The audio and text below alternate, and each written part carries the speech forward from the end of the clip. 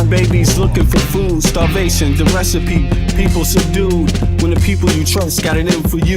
Deceit is the word of the day and every clue. Don't let it go, it's from the days of old. Time is up, but some still do not know. Can I make up my mind? Is it worth the dime? Do I have to take a minute just to make it mine? Life's never fair, but don't listen to the TV. Go out and take a listen to the streets with the people in the slums and the homeless bums with degrees and degrees sitting under a tree. It's not easy in the world for the poor man, the one that brought you to reality. See, they don't want you to know about the black sheep, leaving 7 roads to the 12 families all around the globe with an ancient code. Is it really asking a lot to say a death old? Cause we sitting on the earth looking back at extinct, and I'm standing on some ground that's about to sink. I ain't scared for a minute, I ain't about to blink, but I documented for the world what I see and think. Feel we on the call and up and we on the break. All Congress gonna do is waste paper and ink. Vote or die, you voted and you'll die. You can have it both ways, can't say it's a lie. You can march all you want, but they playing you wrong. They only understand war, it's the same old song. They want war,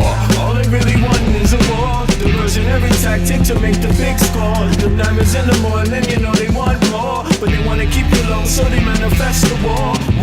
All they really want is a war. Diversionary tactic to make the big score. The diamonds in the morning, you know they want more, but they wanna keep you low, so they manifest the war. Like a lotus coming out of the mud with colors, I create envy in those with power but jealous. I unify the poor with my song, the hell with the others. Descended the way they treat indigenous brothers, cause I understand we link forever. They try to hate us even though that we keep it together. I'm not talking about controlling the air or the weather, I'm talking about maintaining the truth, the high endeavor. A rebel drops bombs in the midst of trouble. The free world counterattack and now there's double, but nature gets the shit in the way to settle. If you stop the machines for a minute you might hear, but they won't cause the TV's whisper in the ear. And capitalism has eyes that don't tear, and they cloud up and get crazy and won't steer. And like an ab, it's hard to get an ass to listen. Living like this is like living in prison. It's hard to keep hope when you're living in prison. The spiritual thoughts, so yes, the mental prison. The outside, yes, it's got to get through. Something's gotta die, so something here can live. Your life is nothing if you got nothing to give. Keeping the spiritual, yes, disguised as religion. Controlling your mind, the mental prison. They want war, all they really want is a war. Diversionary tactic to make the big score. The diamonds in the morning, you know they want more, but they wanna keep you low, so they manifest the war. All they really want is a war. Diversionary tactic to make the big score. The diamonds in the morning, you know they want more, but they wanna keep you low, so they manifest the war.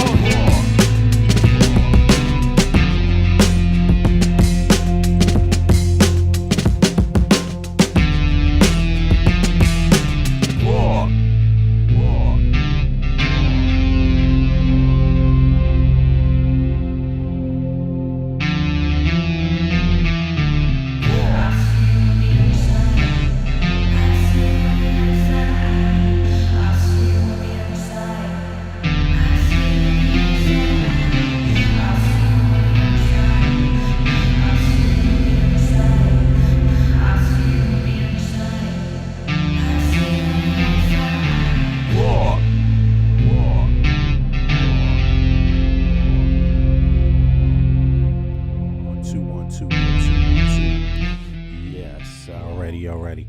Now, today is December 13th, 8:14 Central European Time, and that would make it what, 2:14 Eastern Standard Time USA, and then that would make it what, 11:14 on Pacific Time, right? Hope everybody's having a good day. You know, and you tell me how it's going. I mean, you know, there's plenty of debate out there.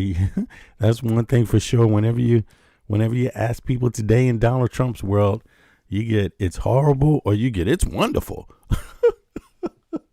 You never know which one it's going to be. Horrible, it's fucked up, prices are high, you know, that kind of line, or it's all wonderful. Wonderful, couldn't be better. Better than it was in Biden. You know what I'm saying? But in any case, you know, I actually, you know, have a Facebook account for people that don't know. And every once in a while I go on Facebook, and I want you all to go to a Facebook site right? A Facebook page when you get a chance. That's if you use Facebook. That's if you use Facebook.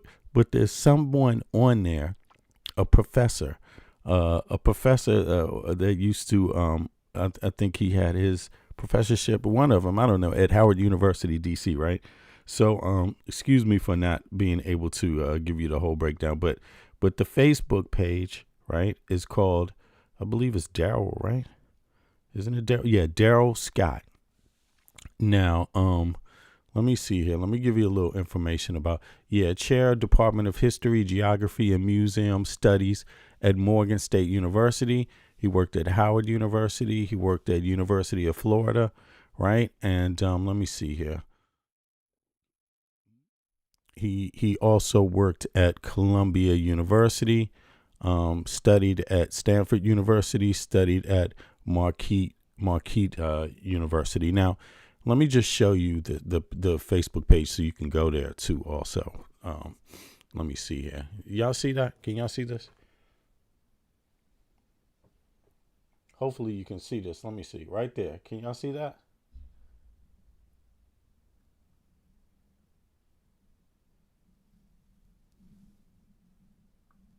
Right. So if you get a chance, that's Daryl Scott's page, and he has some very interesting insights here. So let me play one. Let me play one to give you an example. All right. If a black man of dude's age told a sister that he was gonna kill himself, first he would never do so, and second, taking a great risk. In any case, you can see that's one of his joke. That's one of his joke posts, right? But he has some very insightful posts, and I want y'all to go there because there was something he said and something that's been popping up. He reminded me of it. Something a week ago, a few days ago, maybe 2 days ago, I first thought about it. Then he reminded me of it, and then somebody else, right, that left a little message in their own little on my one of my posts in their own little way. They reminded me of it too. And that is something very special for Americans, you know. And my revelation, you know, is that Americans are having an identity crisis. And let me tell you why. I think for some of you, that's not a big revelation, but this whole thing about why immigrants are such the problem. Yo, why are you so worried about immigrants? I know why. It's because these people don't feel American themselves. Like, they don't feel American. And the mere sight of anything else that is, you know, that in their mind isn't American enough, they jump on it because they themselves don't feel American. Think about this. You know, they themselves don't feel American. They're projecting big time today. And this extends beyond color or, you know, gender, right? Obviously, you know what I'm saying? But I'm serious. So this, a lot of people are behaving, you know, without realizing it, but they're projecting their inferiority complex, you know, not feeling American themselves. So they have the need to bash other people. You see what I mean? And try to bash along the lines of who's most American. And I was reminded today because somebody said to me, made a comment to me, you know, something along the lines that you think you're more American or it doesn't make you more American, some bullshit like this. And they're responding to some of my commentary, right? And I'm thinking in my head, I never told you I thought I was more American than anybody. In fact, I tell people the exact opposite. Right? What's up, Bits? There you go. Okay. You know, I tell people the exact opposite. I don't have to tell you I'm more American. That's cheap. That's cheap. No. All I've ever done when I open my podcast up, every once in a while, I remind people of who I actually am in reality. I'm an American. American citizen, born and raised in Washington, D.C., moved to Europe as a grown-ass man in my 30s. 30, exactly, to be precise. But I'm born and raised in Washington, D.C. Both sides of my family come from the colonial period, go back to the colonial period of the United States. That's not the same statement as I think I'm better than you. No, nobody's better than anybody. And I think that's where that projection thing comes out. That's a problem some of these people are having because they're projecting this, you know. Again, think about that statement. The idea that somebody thinks you think somebody else thinks they're better than you. That's weird. That's weird. That's very weird. But back to this thing, you know, just follow me on this. This identity crisis comes from not feeling American, like literally not feeling American. And just think about this, not in the same context that other people feel feel the way they feel about who they are. Not the same. Some, other people, Europe, for example, every European country has their own language, right? That's part of their culture. That makes them distinct. Okay. They have their own ancestral lands. That makes them distinct. Where they're standing on their ancestral land. That's distinct. That's not thinking you better than anybody else. That's just what it is. You can't even, you can hold up a flag all you want, but it gets deeper. Speaking their own language, living on their own ancestral lands, right? And there's more to it. There's more to that. Have their own distinct history. You see what I'm saying? But when you think about what it is to be an American, right?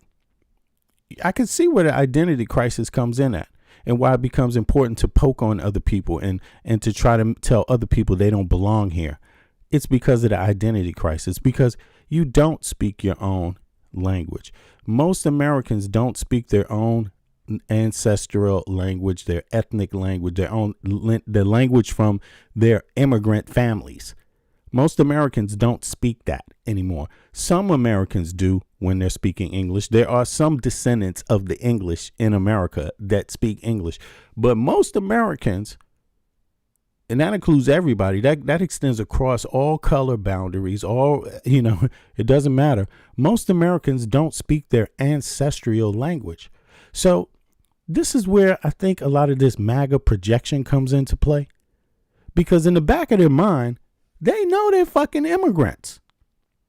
In the back of their mind, they know they're fucking immigrants, and they feel inferior because not only are they immigrants, but they don't even speak or know anything about their own goddamn ancestry. Like, seriously, I'm talking about culture. Think about this. I'm an African American or Black American, whatever you want to call it, right? But I live in a European country as a grown-ass man. I actually speak more than English. I speak Danish also.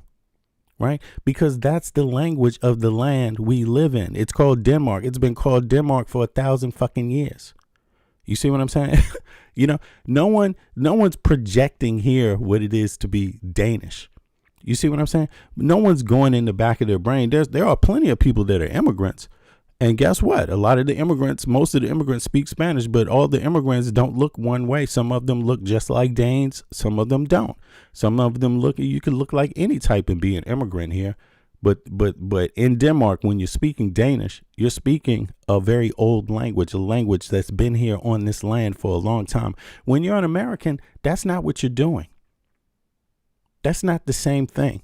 So I think it becomes even more important, this Olympics, this American Olympics. I'm more American than you. I get to tell you, you don't belong type of shit. And meanwhile, they be speaking somebody else's language and shit. Has nothing to do with their damn ancestors. Yo, motherfuckers are German ancestors and they speaking English and telling somebody else, you don't belong here. Fucking, really, seriously, look at Steve Miller's family. Does he even speak German? I mean, you know what I'm saying? Where does he come from?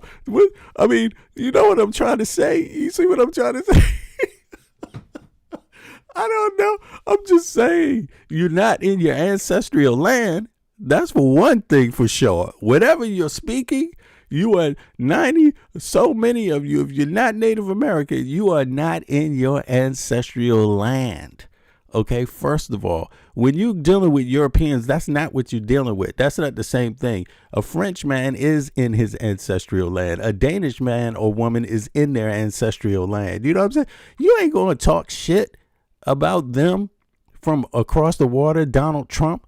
And, you know, it's so interesting how an Italian person is speaking Italian in their ancestral land in Italy. You see what I'm saying? And in the United States, somebody said it doesn't matter. Yes, it does matter. Because this MAGA shit is all filled with projection, all based on you don't belong here. I'm more American than you. You know what I'm saying? You didn't come here the right way. Meanwhile, most of you came breaking the goddamn law any fucking way. There was no law. So that doesn't, just because you came when there was no law doesn't make you right. You see what I'm saying? You broke the Native Americans' law, first of all. Secondly, it does matter because deep down in your mind, you know you don't speak even your own ethnic language from your ancestors. Yeah, that does matter. That does matter. It's only a few Americans that are really English. It's only a few. No, I'm talking about knowing nothing.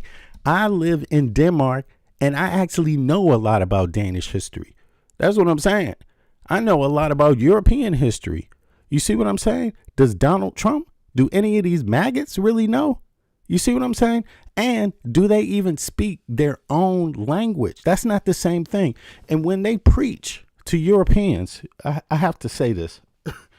They're looking, when Americans are preaching to Europeans, they're sitting back looking like this. You don't even speak your own ancestral language and you're not on your own ancestral land and you're telling us about what's falling apart. You see what I'm saying? The fact of the matter is that they maintained their ancestral land. They maintained their language. They maintained their culture. Who is a fucking American to tell a European any fucking thing about their goddamn nations, what state their nations are in? Who are they? Who are they?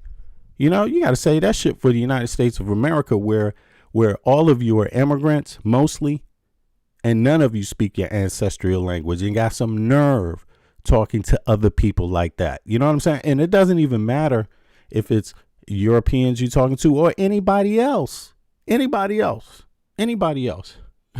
Hold on. Let me see something here. Let me read it. I'm on my ancestral land. This guy, somebody wrote, shit. Not if you're an immigrant, you ain't. If you are an immigrant in America, you are not really on your ancestral land. No, and you're not speaking your ancestors. I'm talking about your ancestors. Go back 5, 6, 7, 8, 9, 10 generations and tell me about it, because people here are talking about that, you know. Secondly, they are speaking their own language. You see what I'm saying? You know, they're speaking their own language. They preserved it. You see, in the United States of America, people are speaking English. Okay, no matter where they came from. Okay, that's different. You may not want to accept it, but a lot of Americans' behavior, I believe this whole thing about trying to tell other people they're not American and they don't belong here, I believe it comes from that packaged in the back of their head. You see what I mean? It's called projecting.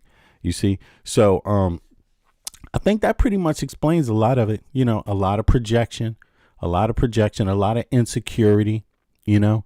That is coming out, identity crises.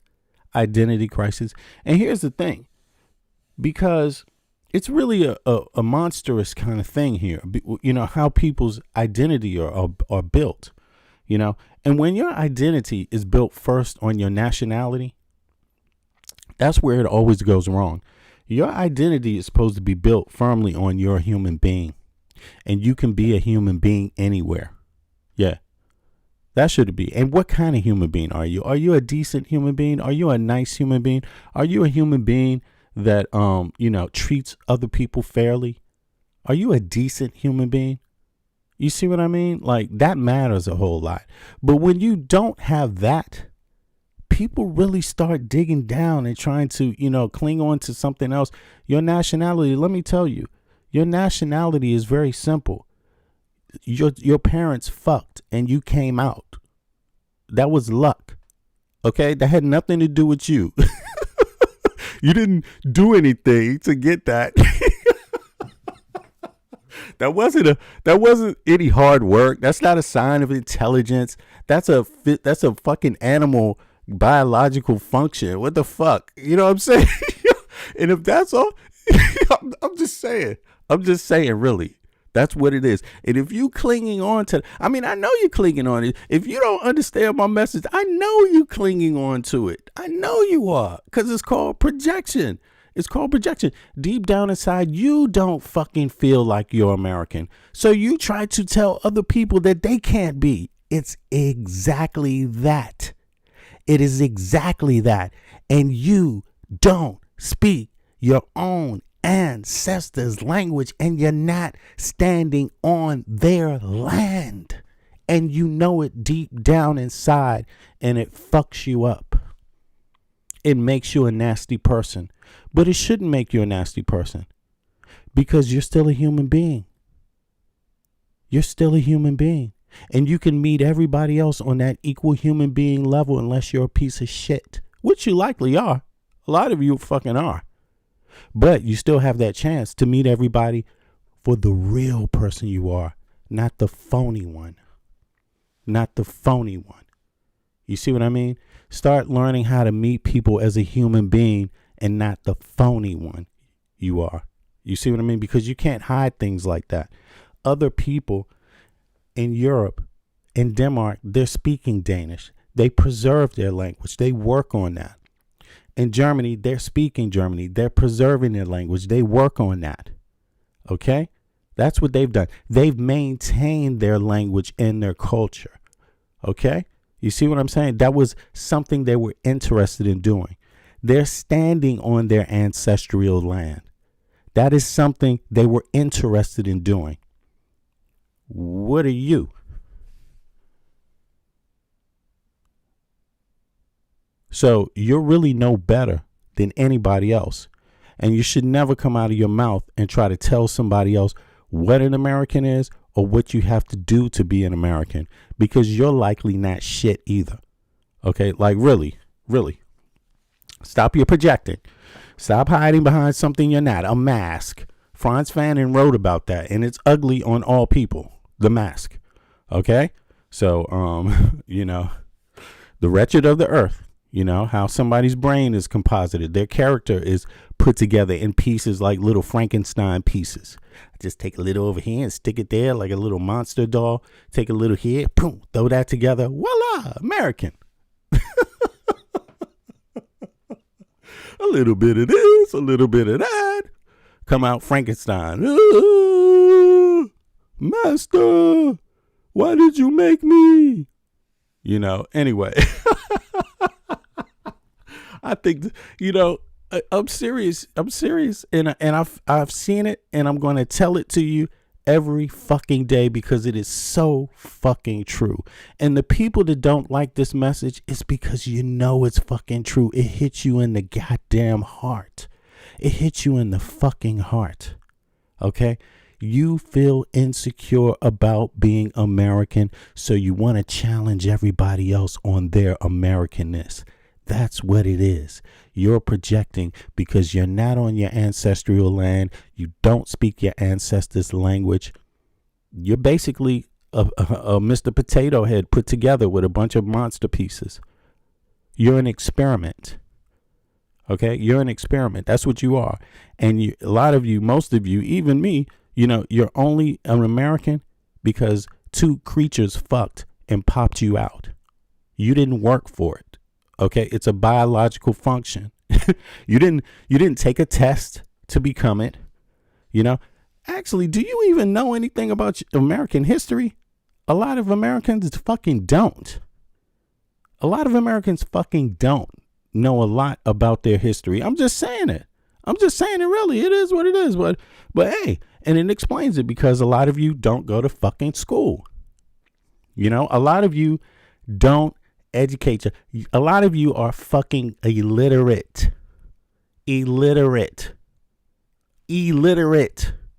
Okay? So I know you don't know your history.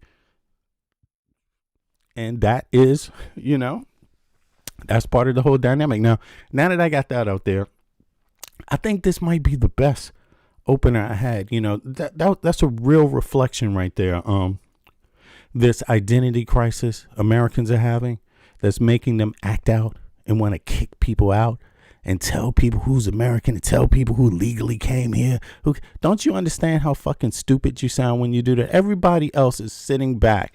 Everyone else that's on their ancestral land, speaking their ancestral language, wearing their ancestral clothes, costumes or whatever you want to have it. They're sitting back and they're looking at Americans saying that shit like, damn, motherfucker, you're an immigrant too. And you speak English. And your ancestors, where did they come from? And they're laughing. They're laughing because that does mean something. That does mean something, especially when you're judging people. You know, there's always someone else that can judge down on you. So remember that, you know what I'm saying? And don't get me wrong. I got, you know, I know my listeners are more intelligent than that, but I had to get that message out for these sickos because they fucking forget. They fucking forget and try to take everybody through their little mental crises and shit. You know what I'm saying? Ain't nobody got time for that. You know what I'm saying? We got to live in the real world here. And people don't like it. Fuck them. Like, fuck you. It's my opinion. I don't care what you think. You know what I'm saying? And if you got a problem with it, oh, well, that proves my point. That proves I'm right. You know what I'm saying? If you got a problem with it. So, you know what I'm saying? Not that I need you to tell me I'm right. You know, like, let's keep it real. In any case, what's up, Bits? I'm glad you're in the house. What's up, everybody? What's up, California? What's up, Arizona? Right? What's up, North Carolina? What's up, New York? What's up, DC?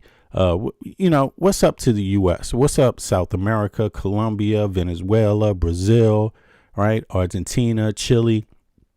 What's up with the Caribbean, Jamaica? You know, what's up with Trinidad, Tobago? You know what I'm saying? U.S. Virgin Islands or the Virgin Islands in general. Cuba. What's up, Cuba? What's up, Haiti? What's up, Dominican Republic? You know what I'm saying? What's up, Canada? Right?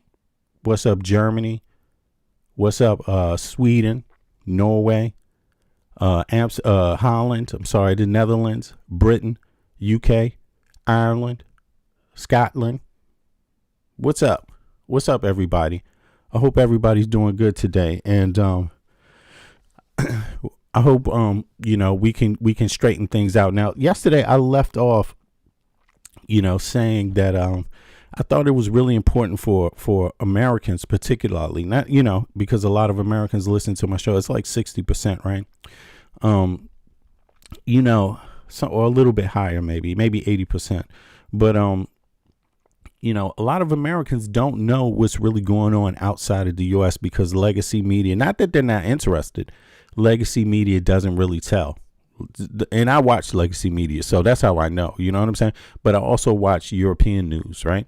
European news channels. And I also live in Europe. So, and I got a big network of people across Europe. You know, I don't know how many people know this, but I used to be a member of an organization out here. So that meets up with other organizations across Europe. You know what I mean? So I'm in contact with a lot of people on a daily. Plus, I got social media and things like that. And these are real people. These aren't trolls, mind you. You know what I'm saying? There's a difference from just having someone you never met before, talking to them, relying on their information to be true. And then it's different then there's another thing, talking to people that you really have met face to face. And then they put you on to someone else that they really have met face to face. That kind of networking. You know what I'm saying? Yo, who wrote this? Smart Wanna. Yo, let me know where you at too. Let me know where you at. What country you from? What does MAGA look like without Trump? Yeah, that's a good question. Yeah, but I'm gonna answer that. I don't know what MAGA looks like without Trump, but you know, it's just going to try its best to morph into whatever that it can to hang on, because that's another story. But we're gonna get into that.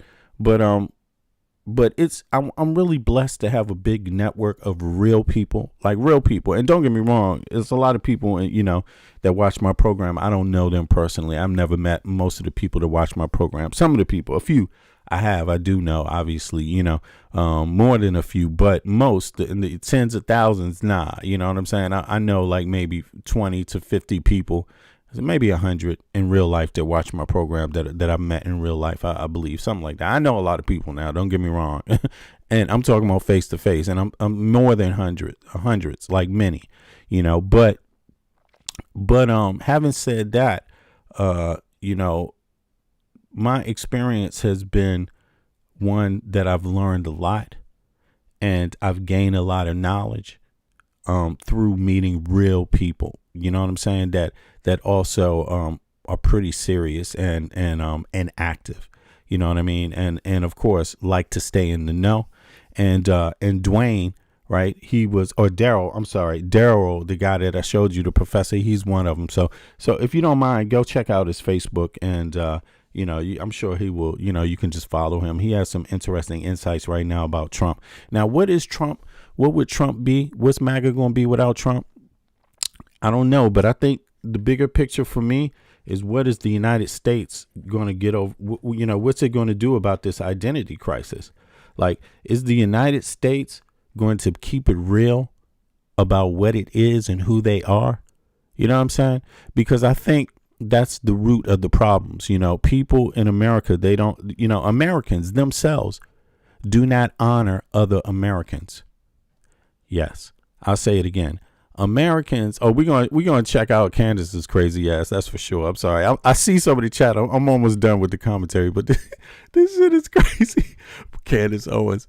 But the U.S. has an identity crisis, and it shows, because Americans don't honor Americans. Americans don't want other Americans to do good, which is why you don't have health care, universal health care, which is why you don't have universal education. We talking about basic things that make the society stronger.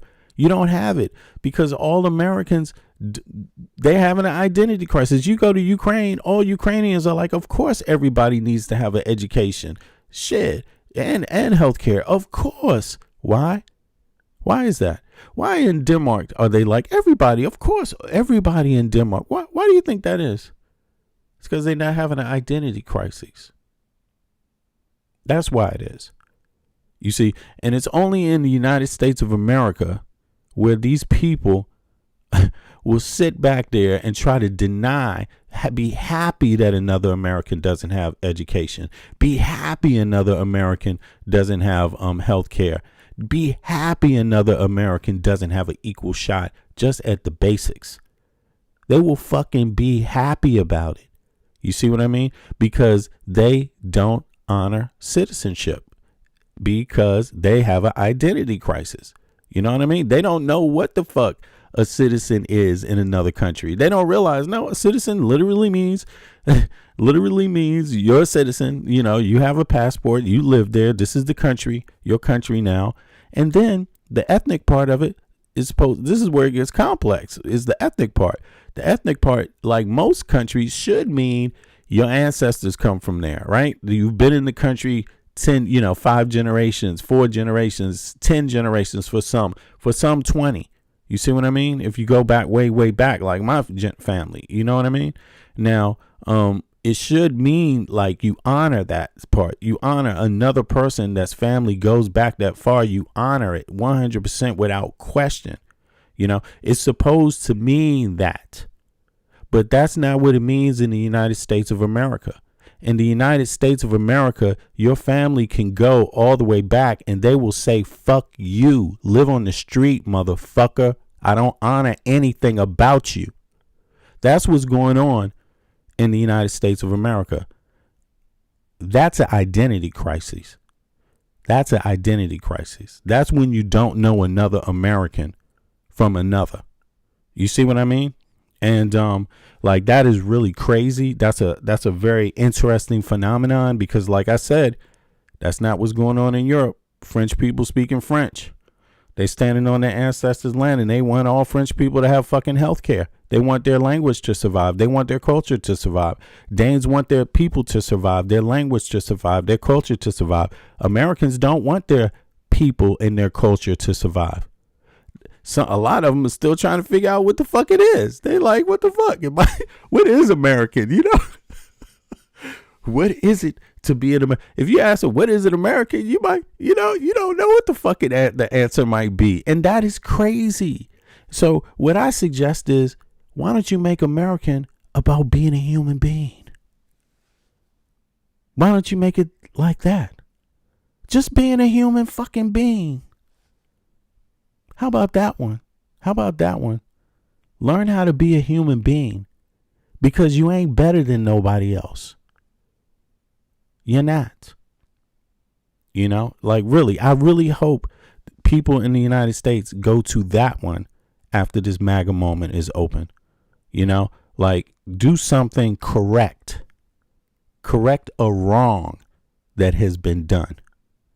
You see what I mean?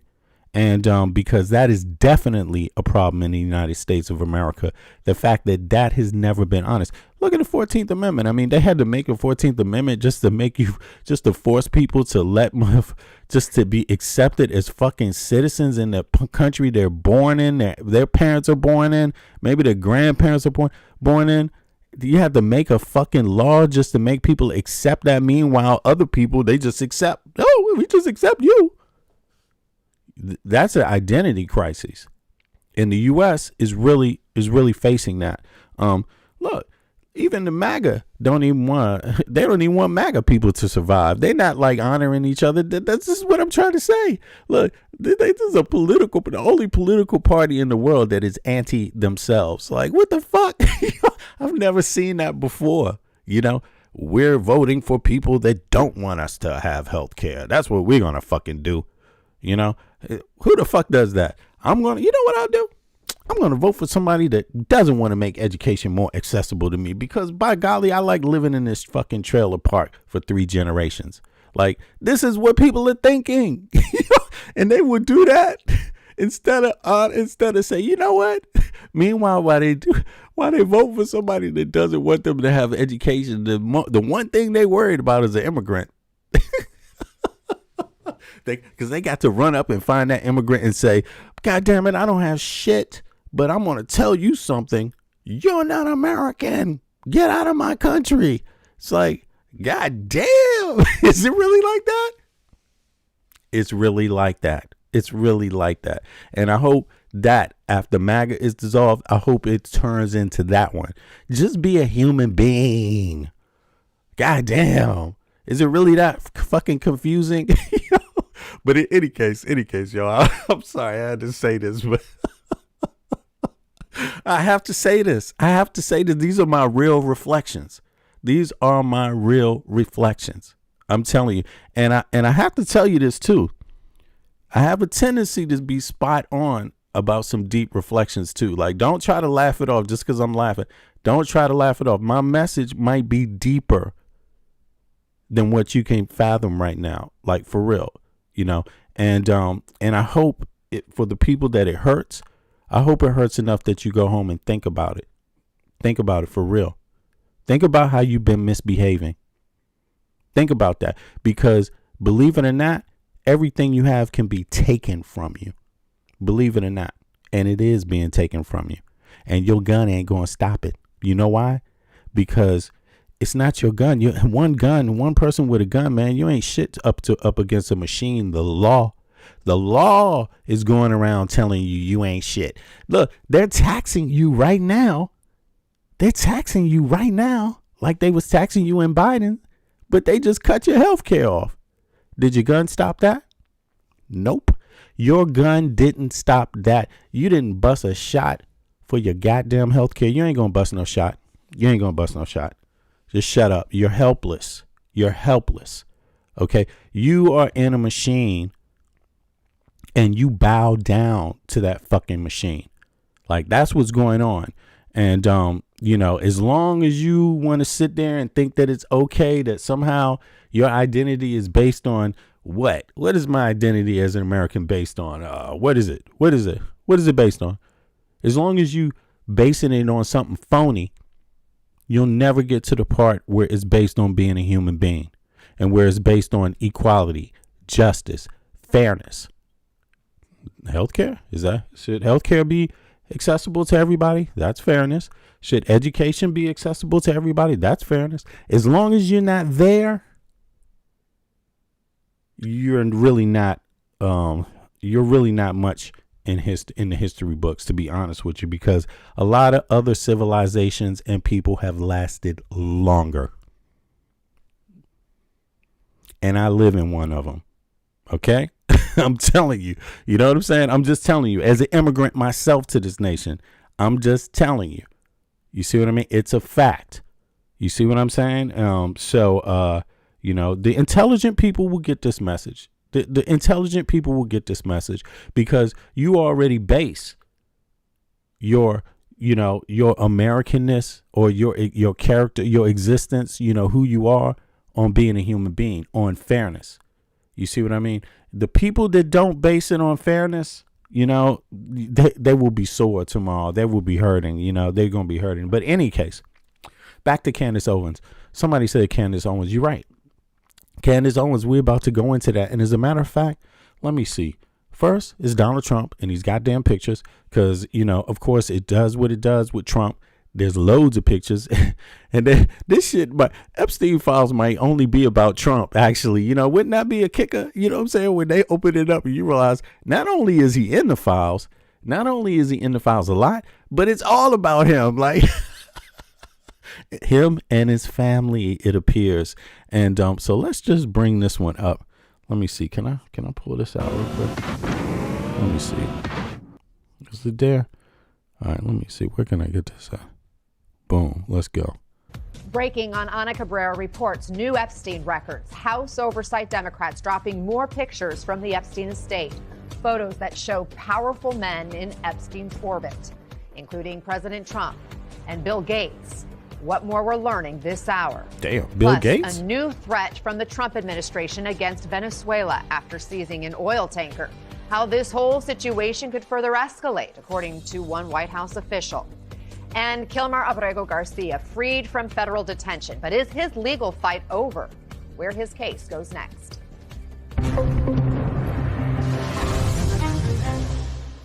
Hello, it's 10 Eastern, 7 a.m. Pacific. I'm Ana Cabrera reporting from New York. We begin with this breaking news. A new look at Jeffrey Epstein's circle. Just now, Democrats on the House Oversight Committee releasing a trove of new photos they received from the Epstein estate.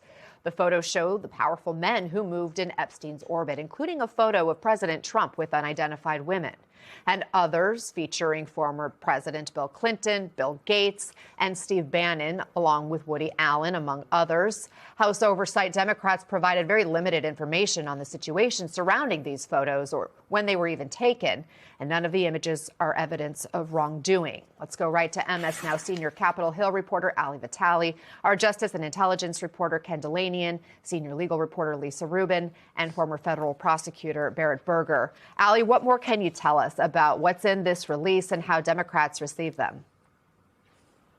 What we're talking about here, Anna, is 19 images out of a batch of 95,000 that the Epstein estate provided to the House Oversight Committee. These images, as we're going through and reviewing them in real time, include photographs that show, for example, President Donald Trump flanked by multiple women who have had their faces blurred to protect their privacy. We also see...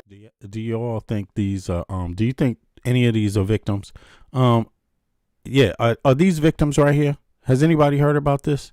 Let me know if these are victims. Let me know if these are victims. Picture signed by former President Bill Clinton with Ghislaine Maxwell, Epstein's co-conspirator, as well as other powerful figures from Woody Allen to Steve Bannon, a close Trump ally. Oh, and do me a favor, click the like button if you don't mind, just so more people can see the stream.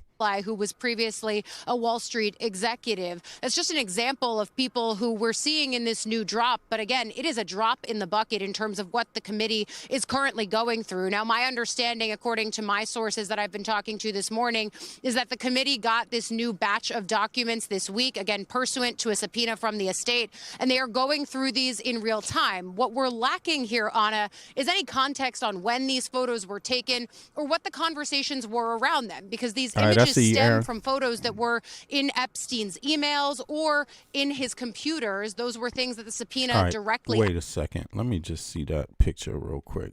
Let me go back here. Or what the conversations were around them, because these images stem from photos that were in Epstein's emails or... Okay, let me see something. What is this? This is Trump. Is this also is this a victim?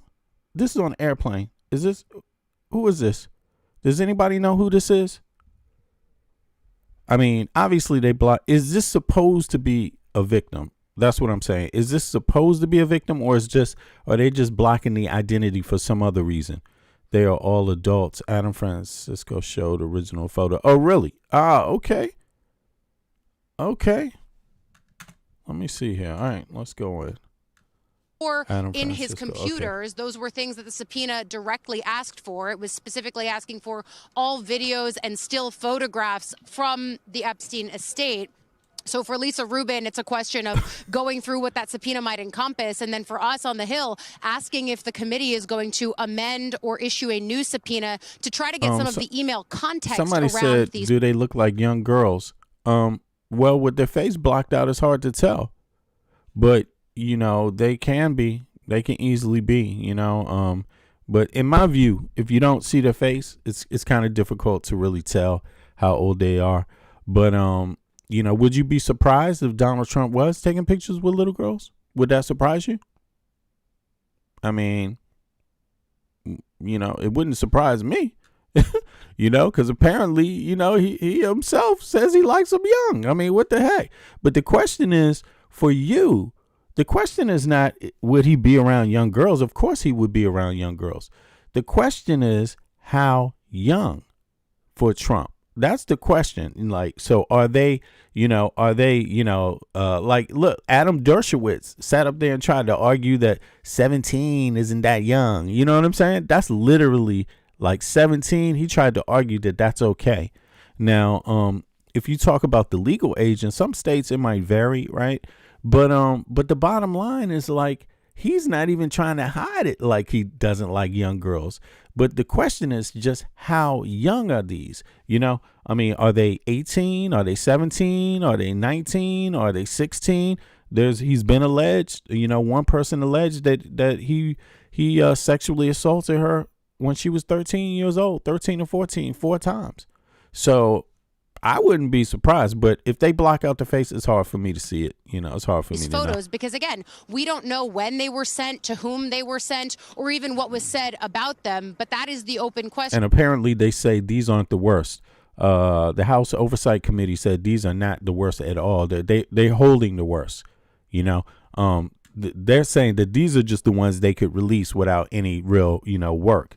But apparently there's ones that are far, far worse. So people going to see, you know, As we get, again, a better glimpse into Epstein's inner social circle and some of the powerful people through which he aligned himself. We expect more, of course, because there's 95,000 of these documents, but we expect to see the Oversight Committee ranking member, that's Robert Garcia on the Democratic side, come out at... You know what's funny? I see some people in the chat. They probably trolls, right? But, you know, they're like, people always go back to Biden. It's like, how come MAGA people didn't demand that Biden release the Epstein files? How come they didn't do that? Why do you think that is? You didn't see any marches with MAGA people saying release the files. You didn't see them making any noise at all. All they were doing was on the net saying, yeah, man, it's Clinton and the Epsteins and Hillary was drinking blood. But they wasn't trying to tell the government to release no files at all. They didn't mention it one time. They didn't have one demonstration to demand that Biden release the files.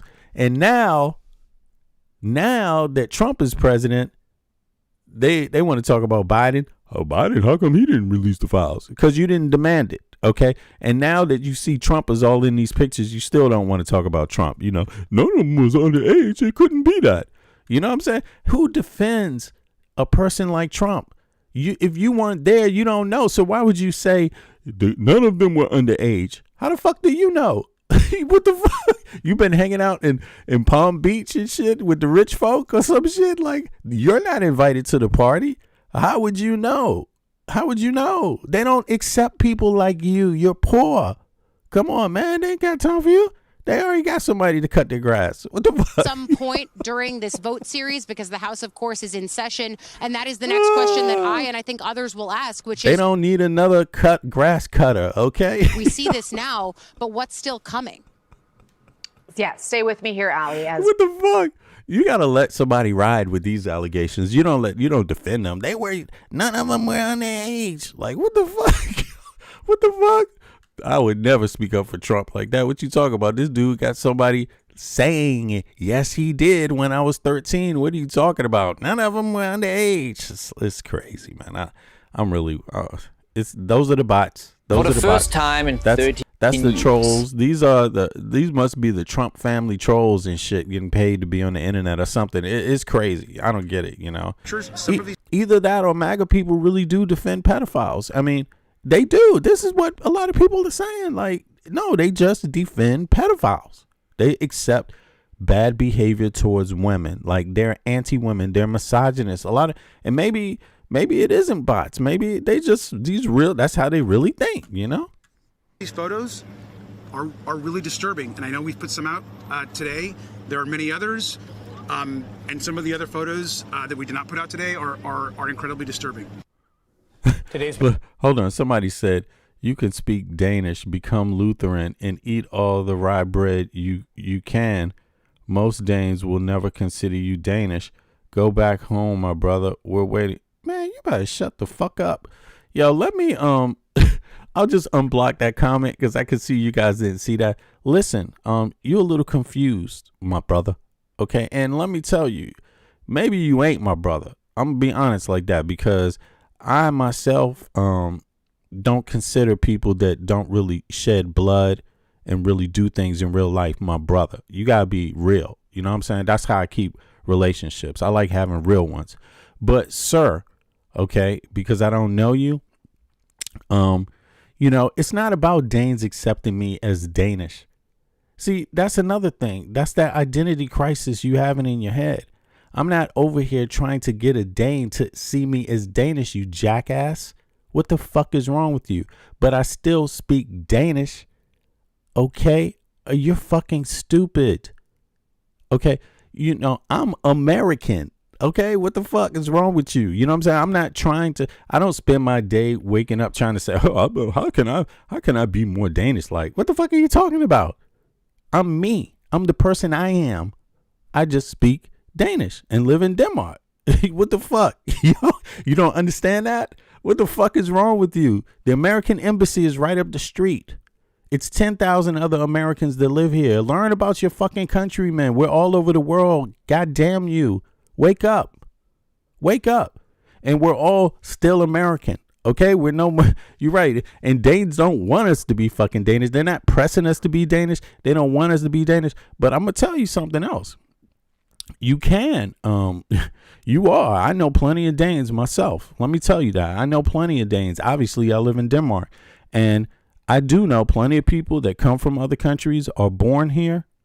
And to me, they're definitely Danish. Because I know what a Dane is. And when I know when people grow up here, you know what I mean? You will become Danish. You're Danish. There's nothing wrong with that.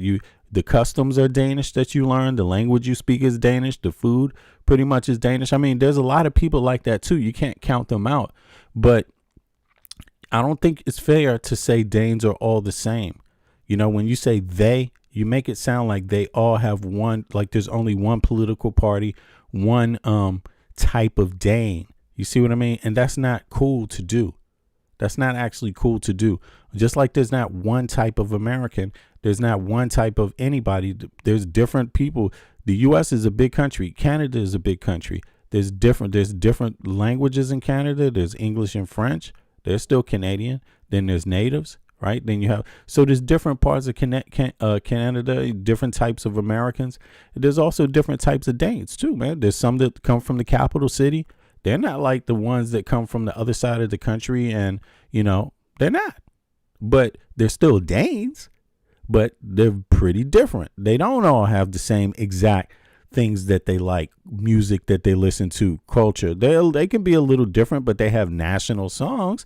Man, you gotta just how can I say this? Get up with the times, man. Just get up with the times. You know what I mean? The earth is small. The globe is not, the globe is not large anymore. People got airplanes, people travel, people now live, people have, we're living in a different time, my man. So, don't live in the stone ages. Like, lighten up a little bit and just don't judge people so fast. Be willing to learn. Stop assuming.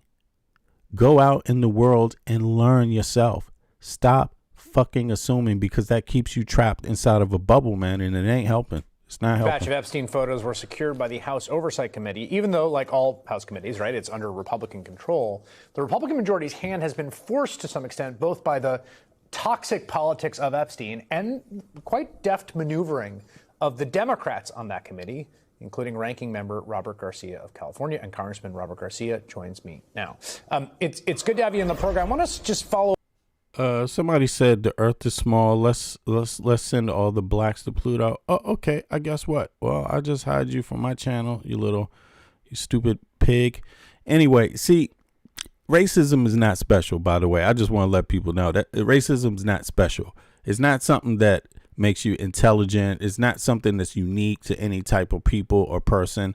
Different people can be bigots, you know what I'm saying? But, I like to work and use my energy and my presence for people that have a chance, to have a chance at doing something cool. You know what I'm saying? Like, what the fuck is this guy? This person was like, yeah, la la la. I'm not even going to tell you what they said, but for them, it was more important to be racist. That was like the height of their intelligence. Like, I know what I'm going to do. I'm going to say something bigoted over the internet. Ha ha ha. I got him. Okay, buddy. All right. Anyway, that person's blocked. So get a new account, come back, do it again. I'll block you again. That's easy to do. You know what I'm saying? And don't stop the party. You know what I'm saying? And by the way, if you're a bigot, why are you watching me? Why are you watching me? Again, back to this insecurity thing.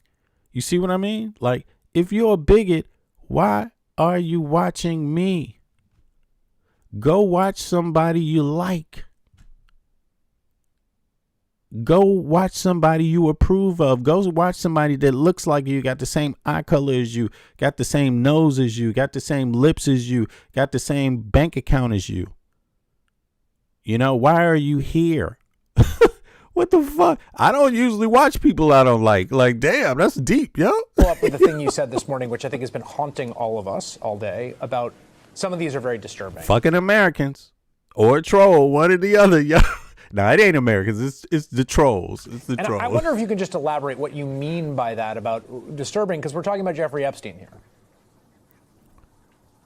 Look, SD Rock, what the hell are you talking about? You didn't even see the comment because it was blocked. It doesn't appear. It was blocked from the beginning. He's talking about who's the bigot. Nobody said anything bigoted. Damn, bro, you really calling yourself out because sounds like a little defensive. But in any case, for your information, it was blocked. So you didn't even see it. Nobody saw the comment. It was blocked automatically by the language in it, my friend. Okay, let me run the show, by the way, and you sit back and enjoy. Right. I mean, look, I think first what's important is obviously we received, this was just yesterday, 95,000 photographs from the Epstein estate.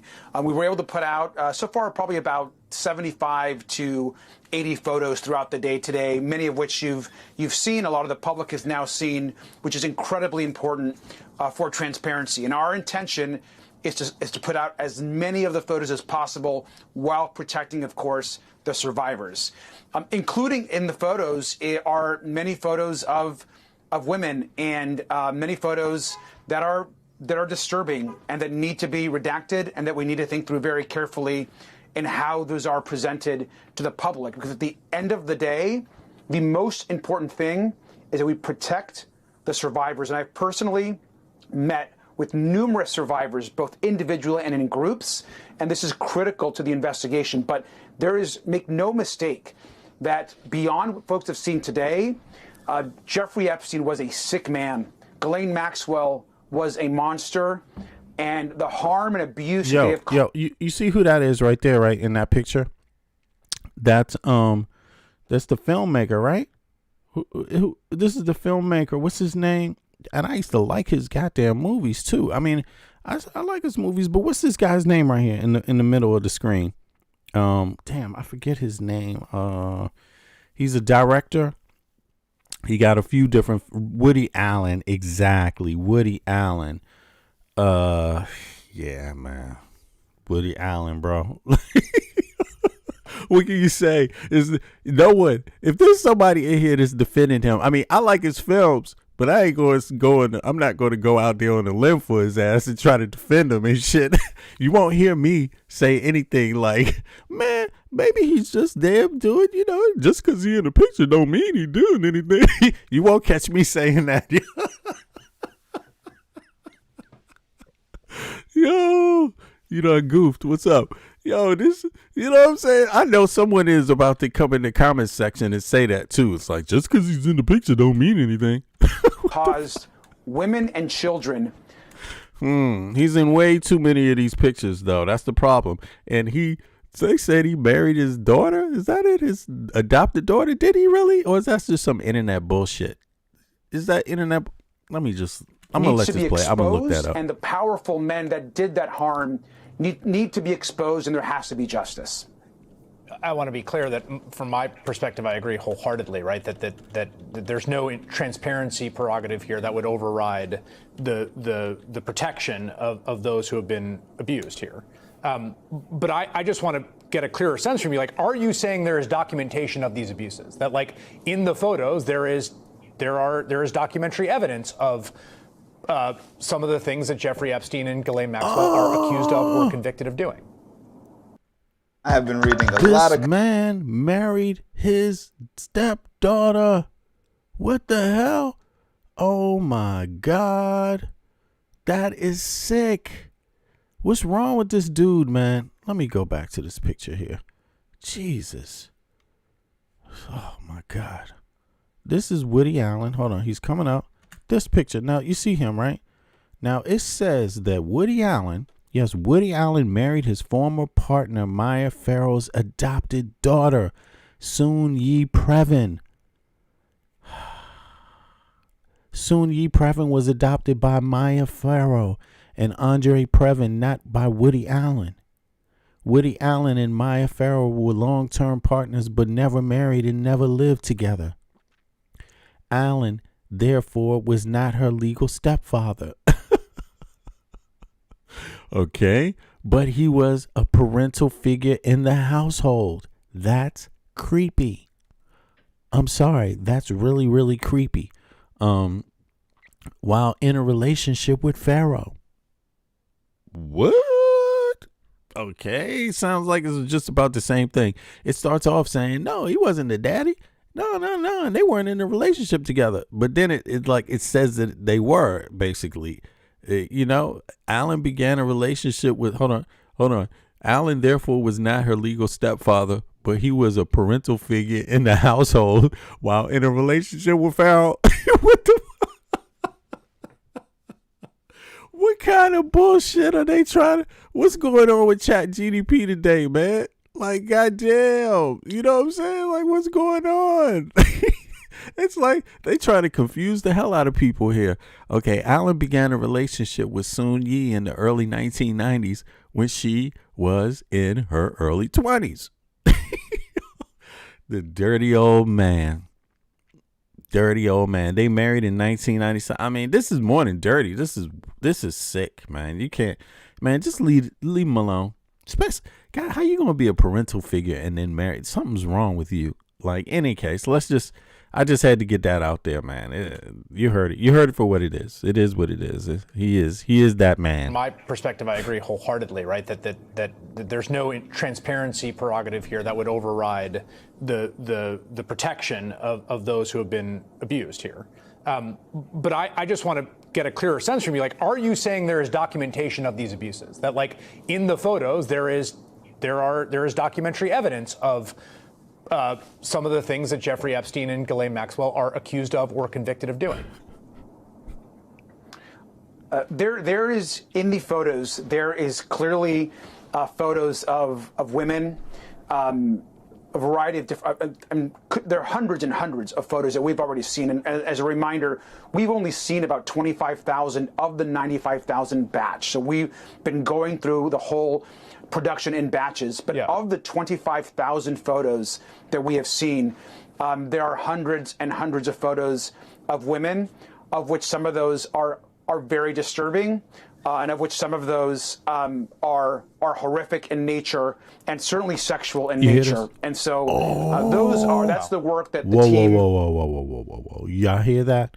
So this is what they're saying. They have some that are sexual in nature, certainly. And let me just hear that again. That doesn't sound too good. I'm almost thinking, my what I see it as now, it hasn't really changed. It's just that, look, it's very simple.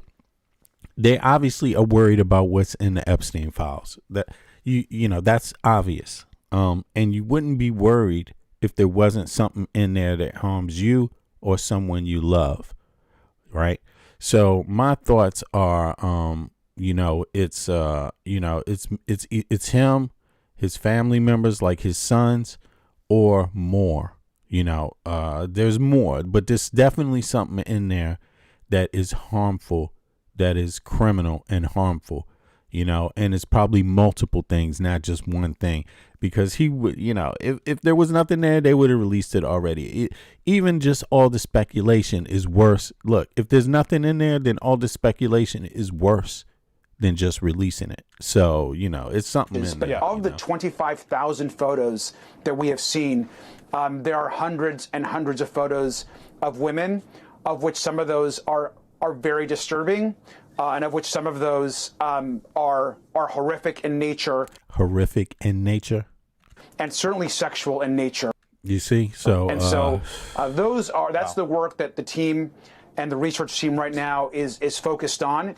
And we're going to ensure that the public gets transparency, that we get the information out, and we're being very thoughtful about protecting those women. And again, we just got this yesterday, but we are committed to transparency and the truth will get out. And right now, there is one person in the United States that has the power to bring justice to these women. Somebody said, wow, and Biden sat on those pictures. No, actually he didn't. MAGA people never demanded. There was not one MAGA protest. They were busy claiming Hillary Clinton was drinking baby blood on Epstein Island. But, I mean, as concerned as they were, they never wanted Biden to release her because they never had one protest to say release. They never went and found one victim and said, hey, will you stand with me and demand these files are released from Biden? No MAGA people did anything. So, in other words, it was to MAGA people, it was more about the election hype. It wasn't, they didn't really believe what anything they were saying, because if you had really believed it, you would be demanding it. Me, I didn't even believe the shit. Look, listen, all this time, I knew that some small things like the information that came out, but most of this stuff has come out after the election became public, after Trump was elected. I didn't even, if someone told me that Hillary Clinton was drinking baby blood on Epstein Island, and I was like, that made me like, oh, okay, well, why should I even be concerned? Because that's obviously not there. That's obviously made up. So, I thought it was kind of kooky. So I never spent much time, right? But then when things started coming out slowly and more information, this is just in the last year, then I actually, started taking notice. But I didn't assume anything. And I think it's a little different. There are people that went out and demanded. And you saw those people when you saw them. They were many. They were all over the country marching about it. MAGA people didn't do that. They just didn't. For some reason, they didn't bother to demand anything from Biden, and they didn't bother to demand anything from the Senate or the House. Like, that's not what they wanted. And if you want something to be released by somebody, you have to go do the work to get it done. That's what you have to do. So sitting back saying Biden didn't release it, that ain't good enough. Nah, you got to demand it. You actually got to demand it. You got to make noise. You got to fight for it. You know what I'm saying?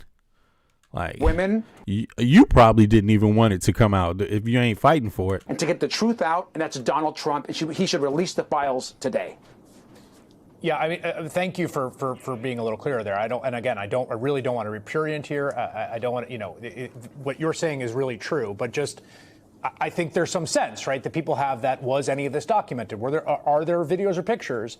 And that's a horrific thing to contemplate, but also is part of the story here in terms of what this individual did, what the people around him may have done. We don't know.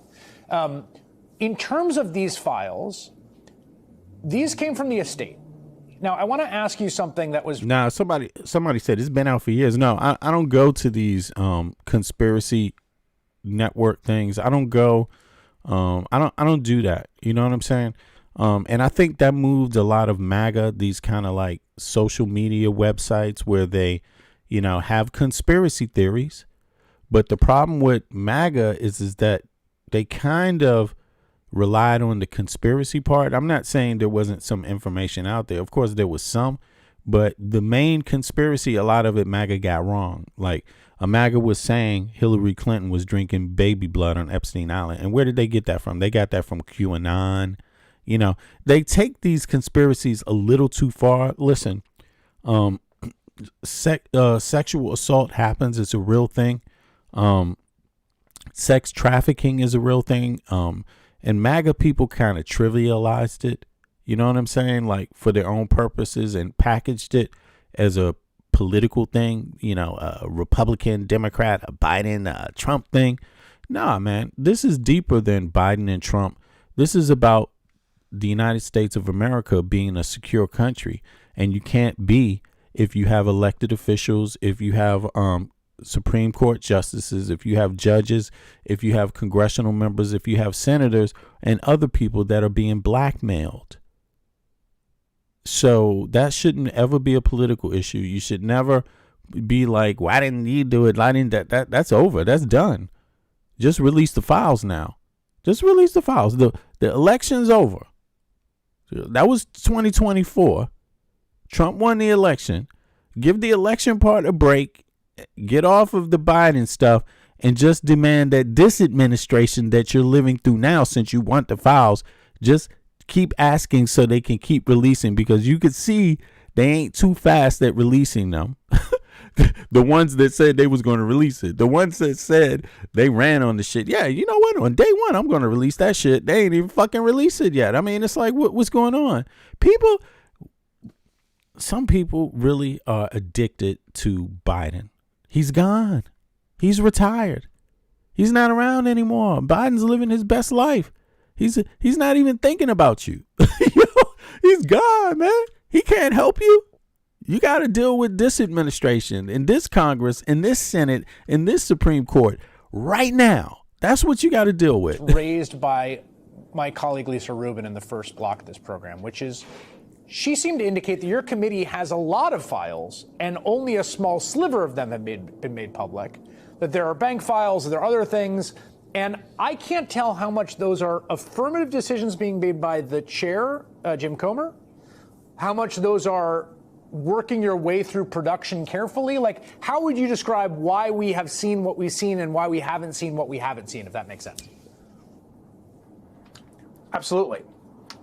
Look, I think first what's really important here is that every single document, photo, video that we have is because we have fought for them on the Oversight Committee as Democrats. And Republicans, every single step of the way, have tried to block the release. Exactly.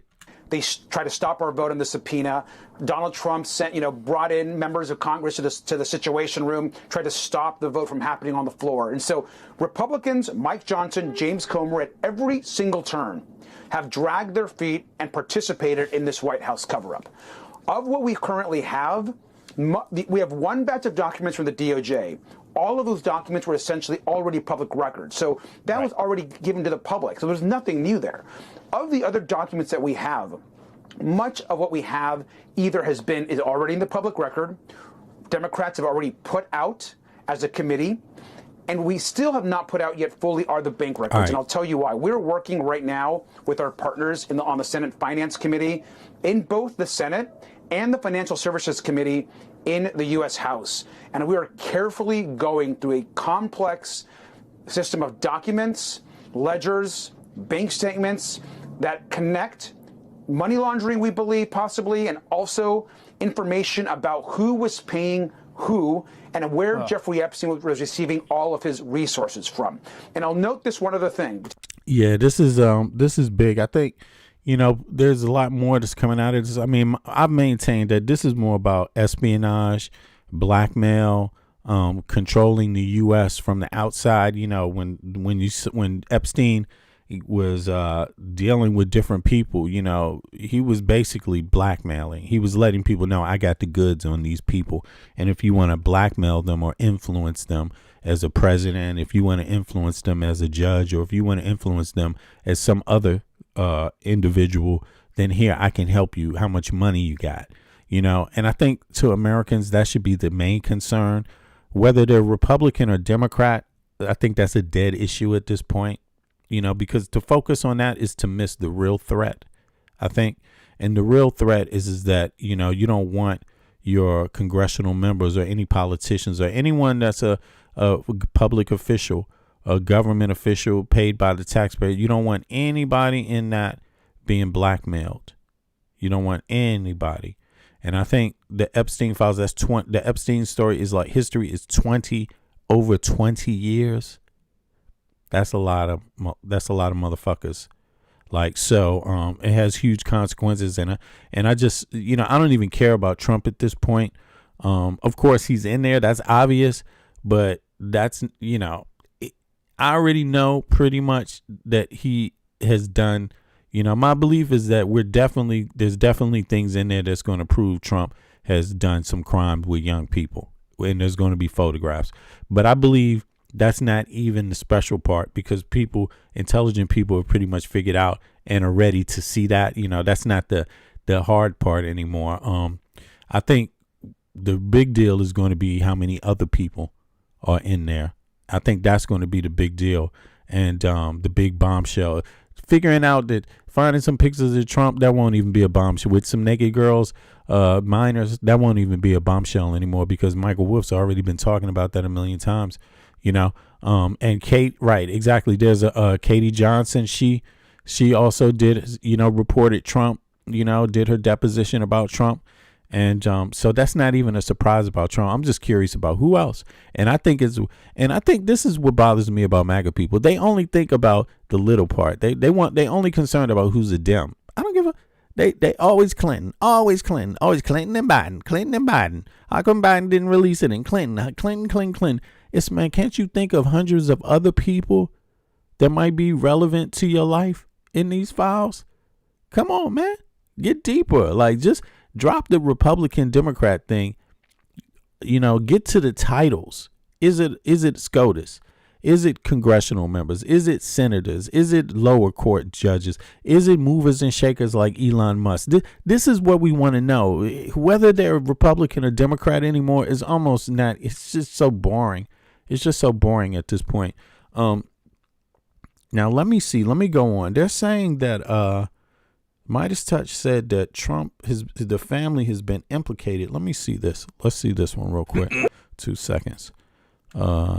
They said the family's been implicated And then Jeffries said Trump some and shit. Let's top see here. Trump advisor Steve Bannon's very close connection with Jeffrey Epstein becomes even Yo, this is the Midas touch, by the way. more apparent with the release of photos from the Democrats on the House Oversight Committee, the very close connection of MAGA and specifically Trump and his sons to the release of human traffickers and accused of Yeah, this is Dina. Everybody, you know Dina Doll, right? rape and sexual exploitation of women for years. The Tate brothers becomes clear by the New York Times in a bombshell new report. My name is Dina Doll with the Midas Touch Network.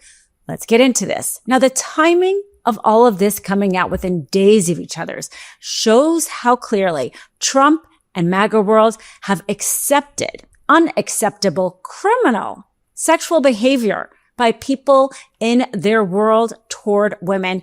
We know everything with Epstein, and even more is coming out with Epstein. And what here regarding the Tate brothers? Now, ProPublica did a report earlier that showed that somebody within the White House, Paul Ingrassia, stopped a federal investigation into the Tate brothers when they landed in Florida. They landed in Florida because Trump, as it turns out, according to the New York Times, made it happen. I mean, Y'all hear that? we all assumed that was the case because the Tate brothers, after Trump went into office, said the new days are here, and then shortly after they were released. But this New York Times gives a detailed reporting about how clearly it was within Trump's very inner circle and directed by him that this indeed happened. Now, just to back up again with the Tate brothers, Andrew Tate and Tristan Tate, as we know, they had charges against them in both Britain and in Romania. Sadly, just as with Jeffrey Epstein, there has been no justice for these women. There has been no trial. There has been no conviction. It seems that they have consistently gotten away with acts of abuse, rape, trafficking for years in a very similar way as Jeffrey Epstein. Now, Jeffrey Epstein had money and power, and more is going to come out about that, but it seems he was able to use that to shield himself from prosecution. The Tate brothers had influence. They had millions upon millions of followers on social media. And so right-wing influencers, not just Trump, liked that and were willing to support them because they wanted the access to his followers. Tucker Carlson, recently after he left Fox, did an interview with the Tate brothers that did well for him at 100 million views. Never mind the fact that he was propping up two men who have been accused over and over and over by women of very similar behavior. They have been accused by several women and were on charges in Romania having to do with rape and strangulation of women. Now, here in the U.S., you can often use patterns of evidence as a way to try to gain a criminal conviction. If somebody, even if you only have one woman who is actually the crime is about the one woman, but you have a pattern of similar abuse, you can use that evidence. So let's use that evidence. The fact is they have women with very similar stories have come out about them. Rape and strangulation multiple times. But it is not just that. As we know, they had also the trafficking. They evidently, according to the New York Times, the sealed indictment, the 360-page sealed indictment in Romania, the one that they dismissed and were about to revise that indictment in order to recharge them when the Trump administration stepped in and got their release.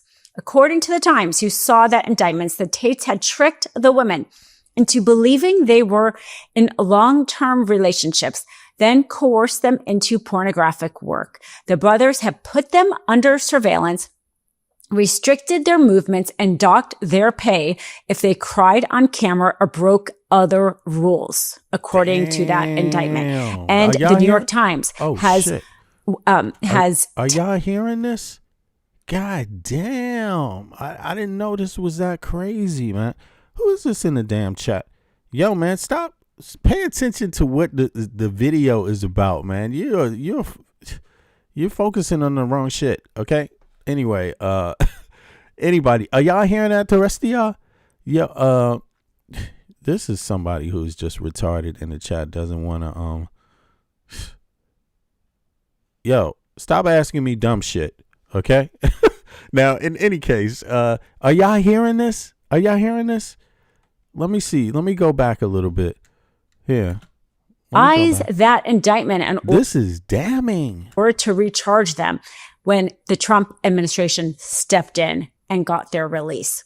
According to the Times, who saw that indictments, the Tates had tricked the women into believing they were in long-term relationships, then coerced them into pornographic work. The brothers have put them under surveillance, restricted their movements, and docked their pay if they cried on camera or broke other rules, according to that indictment. And the New York Times has texts that show that the Tate brothers discussed that if a woman wants to leave, go ahead and beat her and make sure she doesn't have her stuff on the way out. These men were defended by Alina Habba, saying in a podcast back in February that she had their back. Megyn Kelly defended them. The Candace Owens defended them, saying this is just how men are. More recently, now that maybe their reputation isn't as great, there's been some backpedaling with that. But when they needed them, when they wanted that influence, they came out to support them. Now, this is not just, of course, a problem having to do with the Tate brothers and Jeffrey Epstein. It is pervasive with the MAGA Trump political party. Take a listen at what why would anybody in the Trump administration go out of their way to help these dudes? This is, I mean, again, it's in plain sight too. And a lot of times abuse is just like that. You know, people get abused and they get used to it. I mean, but in my mind, that's a clear violation. And it's like saying, it's like making abuse normal, you know, when everybody knows that you're not supposed to go out of your way to help two people that are charged with these kind of heinous crimes. You're supposed to distance yourself, right? But instead, Trump embraces it, you know, which is really, really weird. Yeah, he embraces it. And then if you notice that he embraces it, they say you're the weird one, you know, basically. So, but let's go on. Let me see. Hakeem Jeffries now, he said some shit about these photographs. I don't know what he said, you know. Forget it. But it is what it is. I mean, here we go. Let's see. I know some people maybe don't like their congressional leaders, but, you know, in any case, for people that don't know, because there's a lot of people that don't know, you know, for people that aren't Americans or people that aren't into American politics, even if they are, Hakeem Jeffries is the leader of the House Minority Party, right? Of the Dems, the congressional Dems, right? So he's the leader of that. So yeah, so he's often speaking, and he's the one that's entrusted by the group. You know, you voted, the caucus, the Democrats in the Congress have to vote and agree on who the leader is. You have to win a vote. And so he is a representation of the Democratic Party to that degree, because at least the representatives, they respect him enough to be able to work with him and to know that he's going to take the work of the Dems over to the other side of the aisle and try to get some action from them, the Republican Party. So that's his job. So I just wanted to say that. Now let's hear what he has to say. I know for the people that do know, that's kind of boring, but you know, everyone's not American that listens. So, and everyone that's American doesn't know. So there you have it. Now, at least people got a breakdown. Let's see here. Thank you. Democrats obviously pushed for the extension of these subsidies during the shutdown. You had a group of Democrats in the Senate who said, give us a vote on health care, we'll reopen the government. Still no solution. Were all of those tactics working? Donald Trump and Republicans control the House, the Senate, and the presidency. They made the decision to shut the government down because they rather shut the government down than extend the Affordable Care Act tax credits. That's not simply my perspective. That's the perspective of the American people who consistently have held Republicans responsible correctly for the government shutdown. So that's not a question for me to answer. That's a question for Republicans to answer. Why did they shut the government down? We've raised the issue of the Affordable Care Act tax credits. And by the way, the overwhelming majority of the American people are with us. That's not just Democrats and independents. Overwhelmingly, that's a majority of Republicans who believe that the Affordable Care Act tax credits should be extended. 5 legislative days left before tens of millions of people experience dramatically increased health care premiums. Why have we still not seen a plan from Mike Johnson? He's been promising a health care plan for months. It's missing. You know, it's just what? How many days is it now until this is going to come into effect? How many days do they have left, the House that's in session? Because once the House goes out of session, which is before the holidays, right? They won't. It's over. It's over. That would have been the last chance to stop the prices from going up. Now, how many more days do they have left? Let me check something out here real quick. How many more days? Let's see. How many more days? Let me let this play while I look that up here. Let's go. Because their plan is to rip health care away from the American people. There's talk of allowing a floor vote on this Fitzpatrick-Swazi Golden plan. Does that potentially give you guys an opening to get this done this year? Is there any hope here from that? We're all hands on deck to extend the Affordable Care Act tax credits. But Mike Johnson hasn't reached out to us as Democrats to have a conversation about finding a path forward, which suggests to me that Mike Johnson is not serious about protecting the health care of the American people.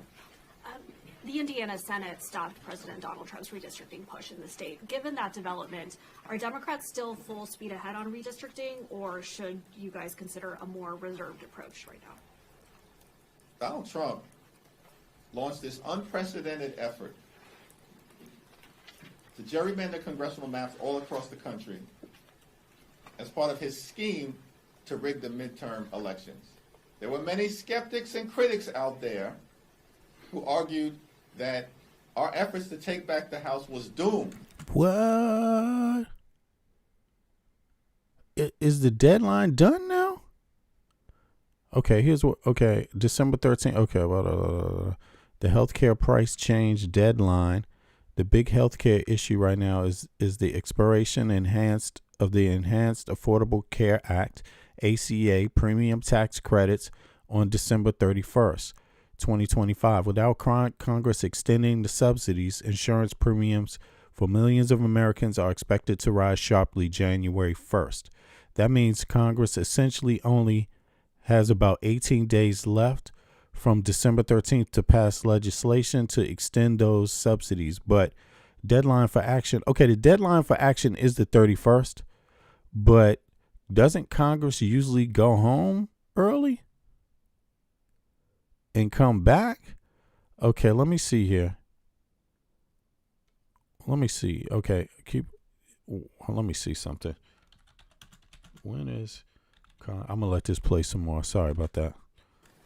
Because of some master plan that Donald Trump concocted that apparently as Democrats, we were just supposed to unilaterally disarm, roll over and play dead, and allow Republicans to steal the midterm elections. We said from the very beginning, that ain't happening. And now it's obvious to everyone. Beginning, of course, with the dramatic actions taken initially by Texas Democrats to use every tool available to them to either block the Texas scheme to rip 5 seats away from us or elevate the issue so that the American people know across the country what Republicans are up to. And beginning in California, we have responded decisively. And the reality of the situation is that Republicans may have started this redistricting battle. We, as Democrats, plan to finish it. Hey, y'all. December 19th is the day that Congress is supposed to be out of session. Yeah, everybody, both houses they're going home. And yeah, so that's the last day. So let me ask y'all a question for the people that are listening, and also the folks in the chat, right? Do you have health care, and what is the provider that you have? Yeah, let me know. And also let me know the state. Let me know the state. If you have health care, let me know your provider and what state that's in. I'm just curious because I want to see how much it's scheduled to go up next year. If you don't mind, I'm just talking to the people that are Americans. You know, they would know that. I see somebody has been off on some tangent about still asking me about, I said something about Americans, but yet I call myself an American. Man, are you people getting confused or something? Americans talk shit about other Americans all the time. We're not the same. I said that. Americans can be very different from each other. Okay. I don't appreciate the MAGA type at all. I think they're stupid.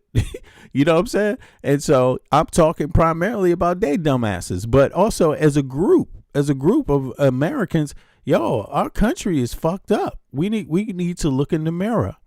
We need to take this moment to look in the mirror and ask ourselves, what are our real fucking values as Americans? Because I did this comparison, not because I hate America. I love my country. I love where I'm from. But I did it to be a caring person, but it might be tough love. Some of you don't understand tough love. So I'm here to give you some, not just tough love, because it's not going to be abusive. And yeah, I'm going to give you a little hug and a cram and a cram. I'm speaking Danish now. I'm going to give you a little hug after, right? A little I care for you message after. But listen, a lot of Americans are doing stupid shit right now. And a lot of it is because they're confused. They got an identity crisis. They don't know how to treat other Americans. The pride is not based like other people's pride. It's not based like European pride. Europeans want their language to live. Europeans want, live in their ancestral lands. Europeans are actually taking care of Europe, having their culture. They're taking care of it. And you see how much they care about each other because they have basic things like universal health care and universal education. They want every Dane to get an education without full stop. Full stop. You're all good enough over here. All you Danes are good enough. That's how Danes feel about Danes. Americans don't feel that way about Americans. Americans don't say full stop. All Americans are good enough in my book. You should have that education. You should have that health care without worrying. We all should. See, that's what I'm talking about. And I have the right to criticize that as an American. And I'm telling you this while living in a foreign country. You should appreciate that instead of bitching out. Okay? And I know you do somewhere in your brain, somewhere in the back of your head, because you wouldn't be here if you didn't appreciate it to some degree. But this is why you're here, to get some qualitative data and some quantitative data. I'm giving people quantitative data too, but I'm also giving a lot of qualitative data. So, appreciate it for what it is. Stop making the experience so complex, man. It's not as hard as you think. It's an easy experience. We sharing. Okay. We having a conversation. We're being honest, but it does require looking in the mirror. Okay. And it requires being willing to give some constructive criticism too. Like, goddamn, you know what I'm saying? Like, what the fuck? Some people, it's like, man, sometimes I just really wonder, but I shouldn't be surprised again, because is it that a lot of us don't know how to fucking be normal? Is that what it is? Is that really what it is? We don't know how to put every American first. We don't know how to say you're good enough. Every American is deserving. We don't. That's what it is. That's where the identity crisis is. That proves it. You don't know how to do that because Europeans do. And I see it every day. I see their pride. I see their pride every day.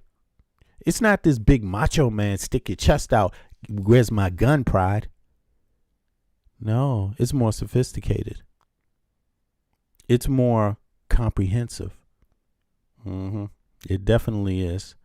And I think what Americans are going through right now is finding out that their sense of identity might be pretty shallow, and they're projecting on other people that are also deserving, that are also human beings. They're projecting their anger about that on them.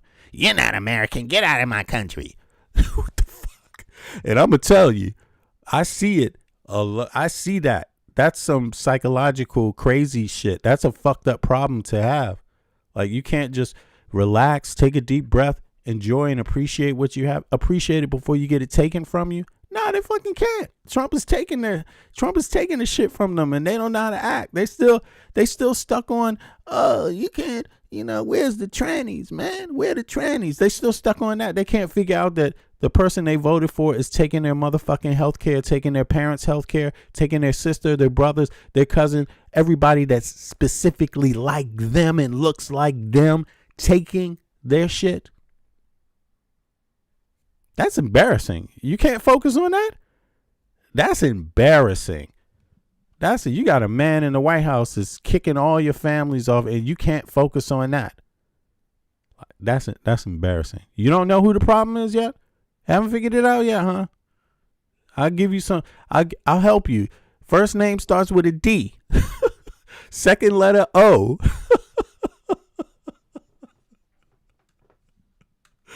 God damn, man. All right, any case, here. Let's move on. I gotta say, every once in a while I do look at the chat, but damn, man. Some of this shit is remarkable. I gotta say. Some of it's remarkable. Some of the trolling is remarkable, man. I'm only responding because I don't want some human being to believe some dumb shit like that in the chat. Some of y'all be on some crazy shit. Top concern for many Americans. New polling shows President Trump's approval on the economy is falling. According to the latest AP and ORC poll, just 31% of Americans approve of Trump's handling of the issue. That's the lowest level recorded in Trump's first or second term. On social media yesterday, Trump pointed to Wall Street as proof the economy is thriving, writing, quote, "Stock market just hit an all-time high. When will the fake polls show that I am doing a great job on the economy and much more?" And in another post, he lamented, "When will I get credit for having created, with no inflation, perhaps the greatest economy in the history of our..." Why? Listen, it's like watching a little baby, a spoiled baby. Damn, I shouldn't even say spoiled, but goddamn petulant child. You hear that? When am I gonna be? He's still asking people when are they gonna appreciate him. It's me. It's all about me. You're not gonna appreciate me. Like, you got a sicko up there. Like, this guy's cutting your health care, and he gonna come out and be like, man, when you gonna think about me? Imagine a person, excuse me, Mr. Trump, I voted for you 3 times. And I love you. I voted for you. I believe in you. You know, when you spoke to those words, it really spoke to my heart. Yeah, man. Yeah, 100%. But Mr. President, I got a question though. I know it's unintended. You probably didn't mean it, but right now, my mom is getting kicked out of her house because the prices are going up and we can't afford health care. And my little daughter got to have an operation. Can you do something about that, sir? Please. I know you can. You find it in your heart. I know you didn't mean to make it. There's a lot of folks like me out here. I know you didn't mean to make it that way, but can you do something to help us, sir? And then the answer is going to be, when are you going to give me credit for what I've done? What the fuck? This dude is crazy. He's talking to his own constituents like this. This is fucking crazy. Polls reflect the greatness of America at this point in time. Let's hear it one more time. I get credit for having created more. And in another post, he lamented, "When will I get credit for having created, with no inflation, perhaps the greatest economy in the history of our country? When will people understand what is happening?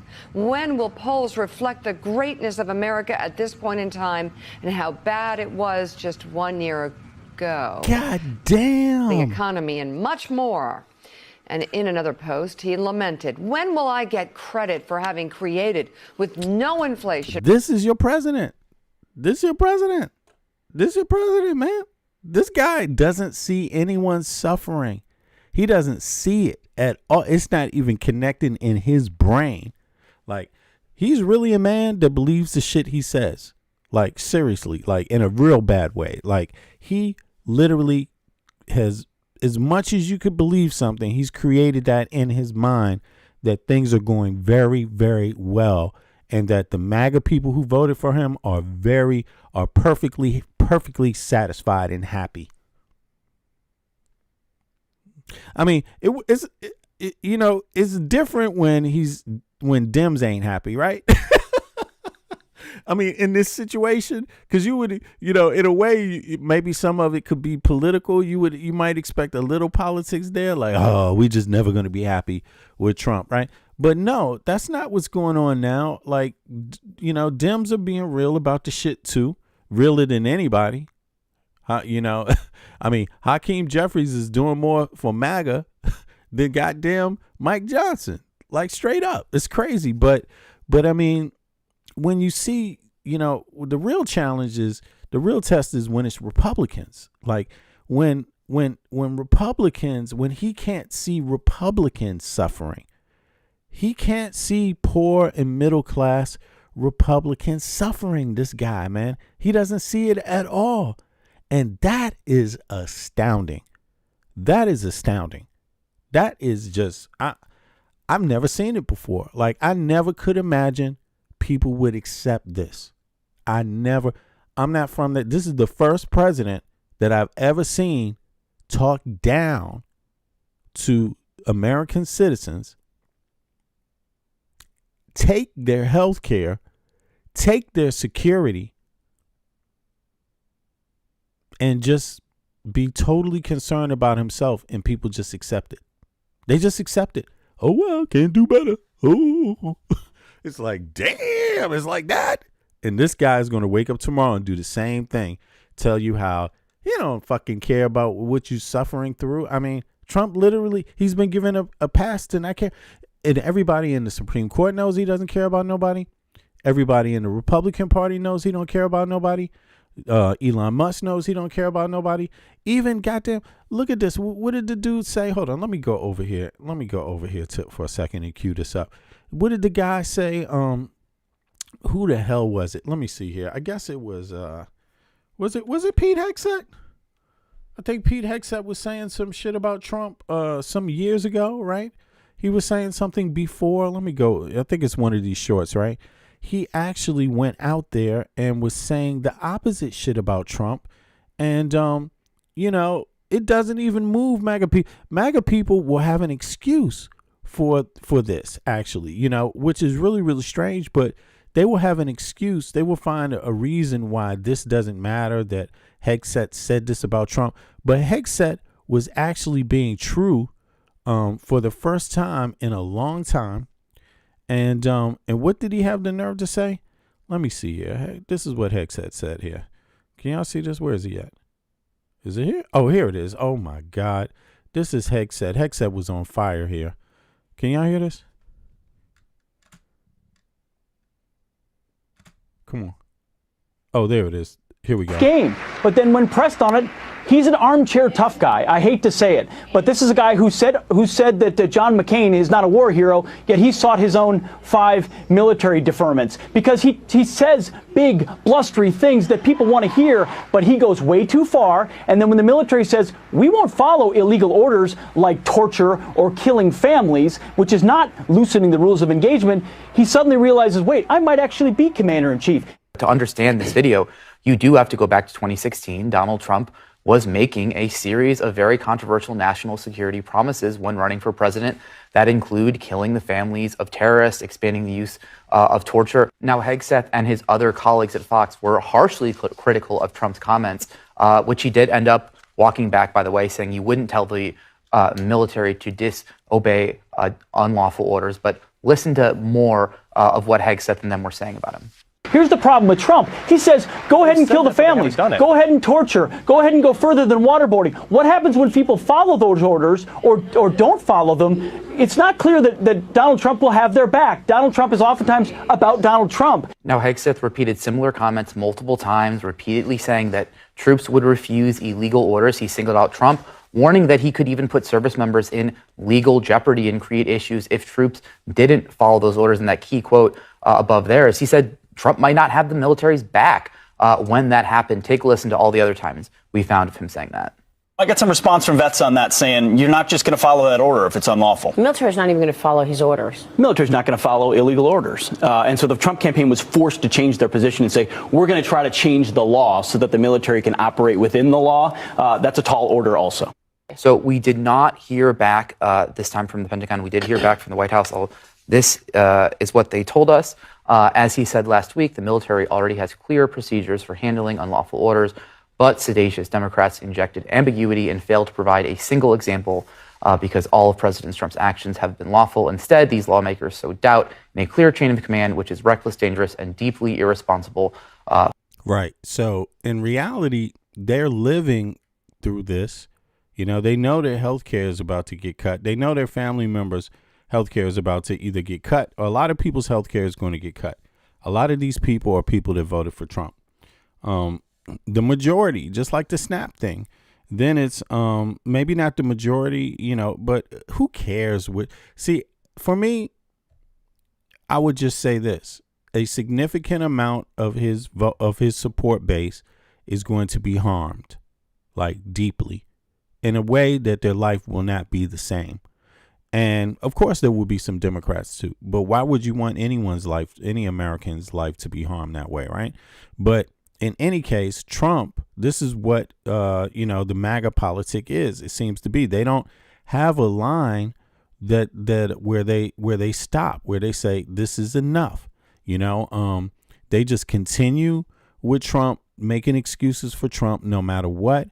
And it's running out. They're running out of time. They got, look, today's the 13th to 14th, 14th to 15th, 15th to 16th, 16th to 17th, 17th to 18th. They got 6 days. They're on 6 days, and a lot of them, at least the ones online, I would say that the ones online, because I don't really see, I don't see too many Republicans in real life, and I don't know too many. I actually had one family member that I had to block, to be honest with you, because that person, not a close family member, but that person was going really, really crazy for Trump in the beginning. When Trump started doing all this fucked up shit, you know what happened? When Trump started doing all this fucked up shit, I was like, God damn, this is fucked up. Why is he doing this? Why is Trump doing that? And she was totally with the immigrant thing.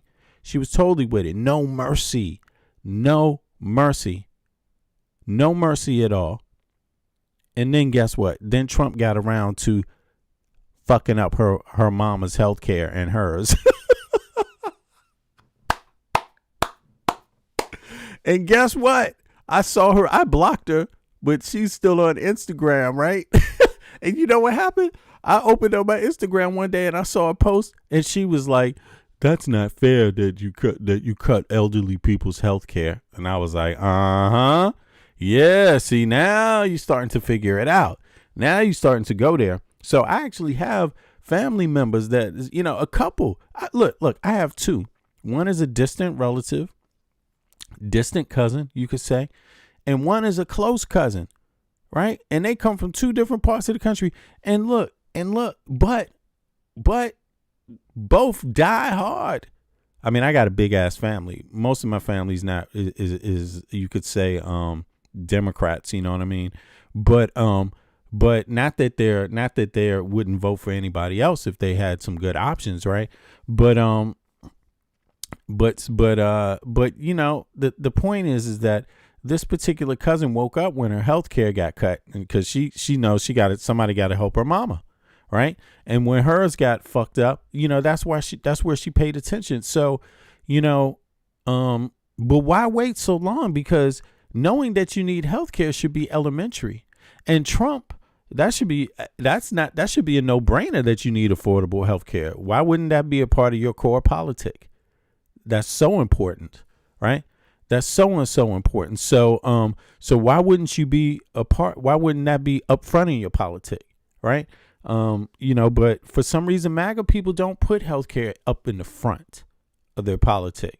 They're not a healthcare, fair healthcare. They make the word fair sound evil. You know what I'm saying? Sound unchristian and shit. Fair? Well, that has nothing to do with being Christian. You know what I'm saying? But in any case, in real life, there's a lot of MAGA people that's waking up. There's a lot of MAGA people, Republicans, that are waking up. But so for you all, the ones that's waking up, kudos to you. I mean, I understand people get confused, and a lot of MAGA people were lying. Look, got lied to. Look, there's this other one. This guy comes flat out. Oh my goodness, he comes flat out, and it's so embarrassing. He says it exactly how it is. They asked him his story. He talked about his lady getting deported. Look, and he talked about it, and man, it is such a sad story. I really, oh my God, I really felt sorry for this guy. But where the hell is it? You know, he talked about his wife. He voted for Trump. He sat there in a room and said, "I voted for Trump, and they deported my wife." And he was there crying, and the person said, "Well, why did you vote for Trump?" And he said, "To be honest, we were lied to," right? You know, he said a lot of people from where he's come from were lied to. Oh, damn, I can't find that. I didn't put that one up on here. Oh, in any case, but it's a real story, man. And it's so heart moving. And I spoke about it. I actually spoke about it, and that I was actually moved. I felt sorry for the man. But then when you go online and you see these trolls, you see they don't have any empathy. Here I am having empathy for a guy who voted for Trump because he lost his wife and she was taken away, right? I had empathy for him. And these MAGA trolls, they don't have no empathy for people. That shows you there's a real problem there. You know, there's a deep problem, you know, because to not have empathy for that man when he's also voted for Trump, that's insane.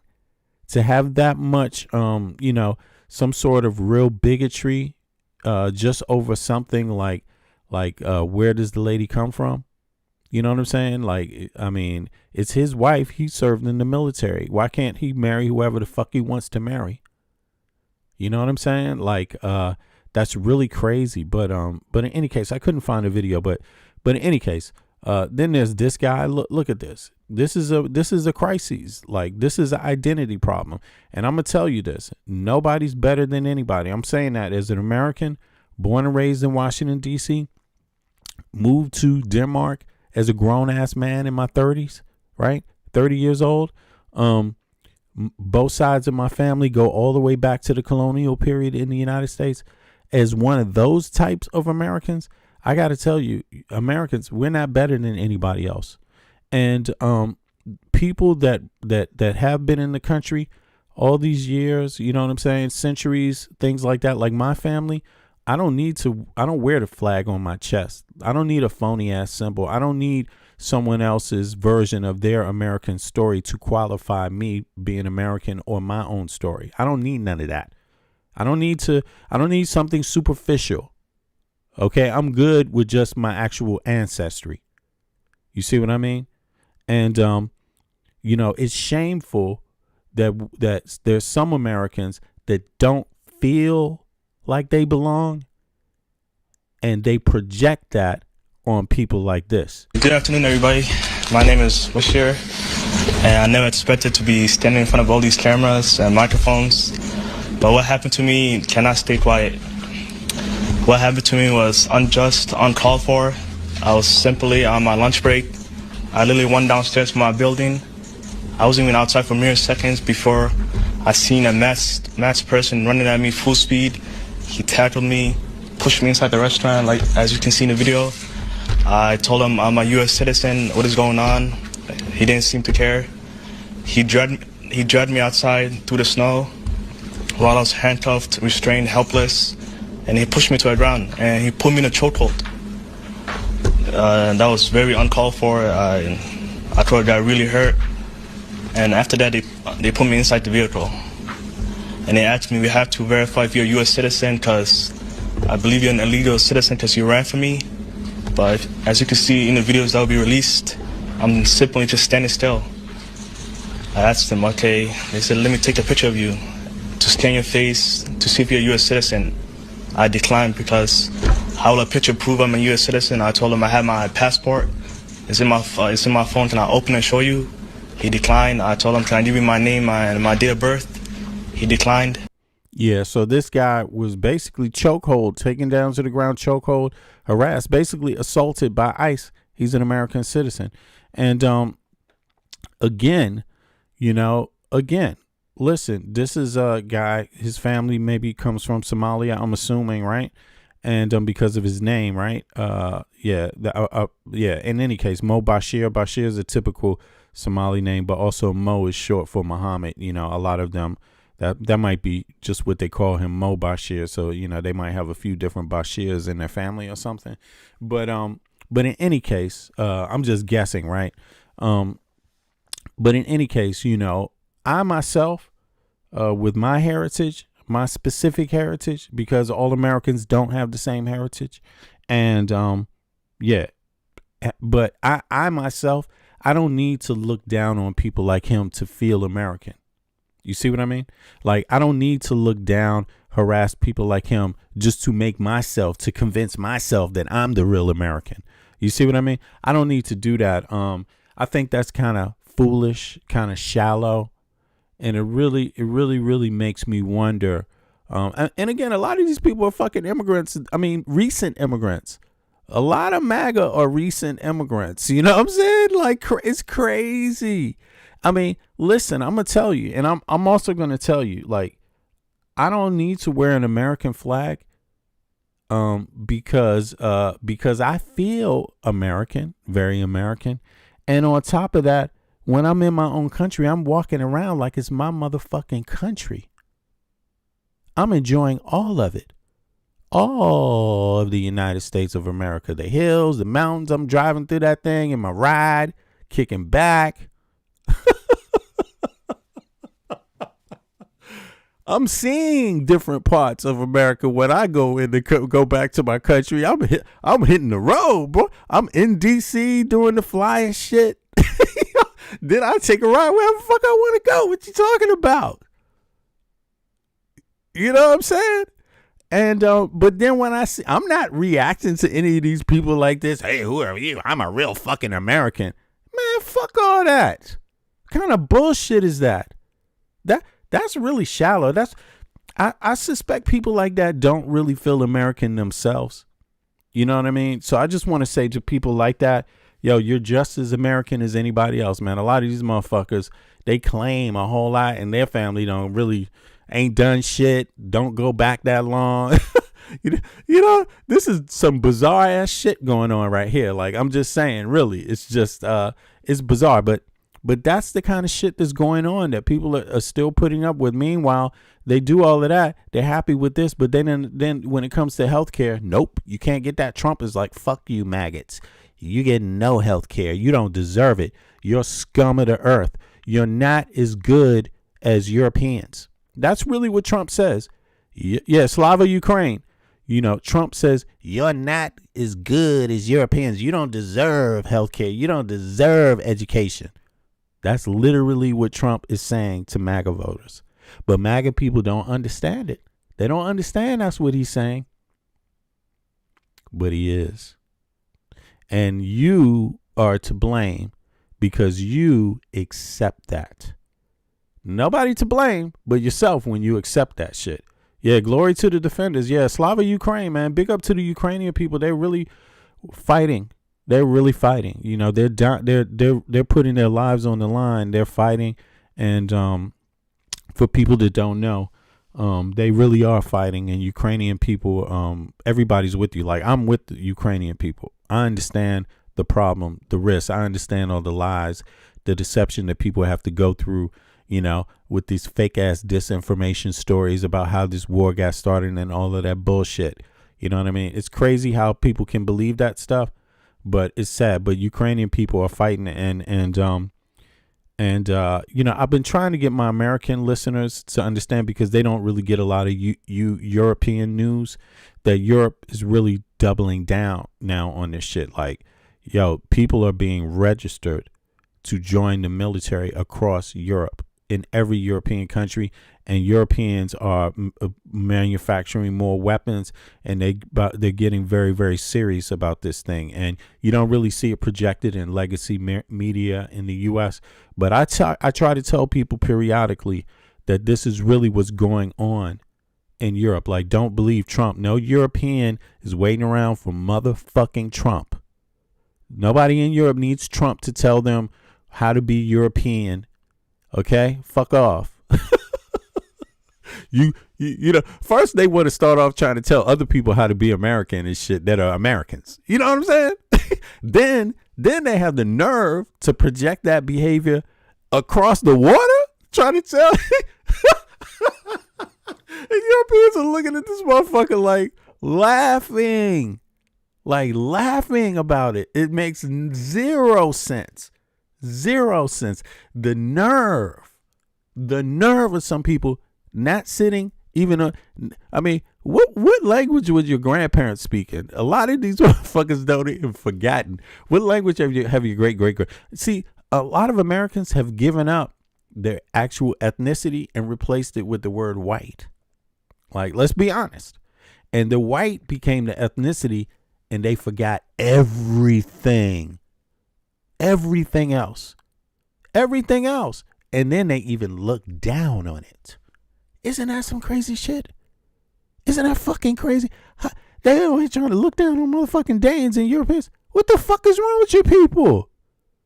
Like, that is crazy, but they're doing it openly.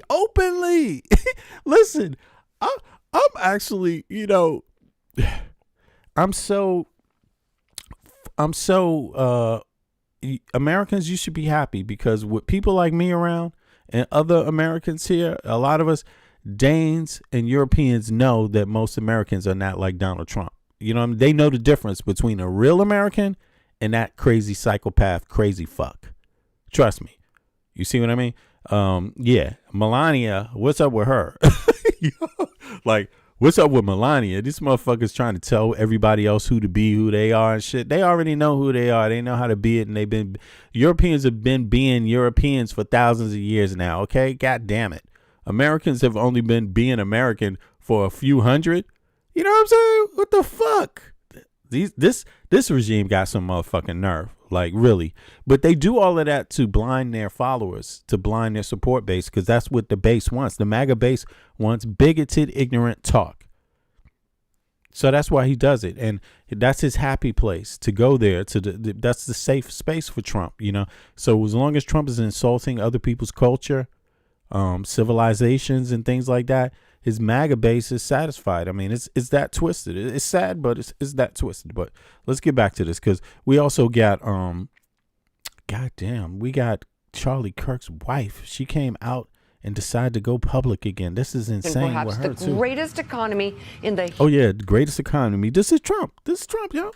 This is Trump. Much more. And in another post, he lamented, "When will I get credit for having created, with no inflation, perhaps the greatest economy in the history of our country? When will people understand what is happening? When will polls reflect the greatness of America at this point in time and how bad it was just 1 year ago?" I'm sorry, this motherfucker has a mental illness. Like, he can't get Biden out of his fucking mind. He cannot.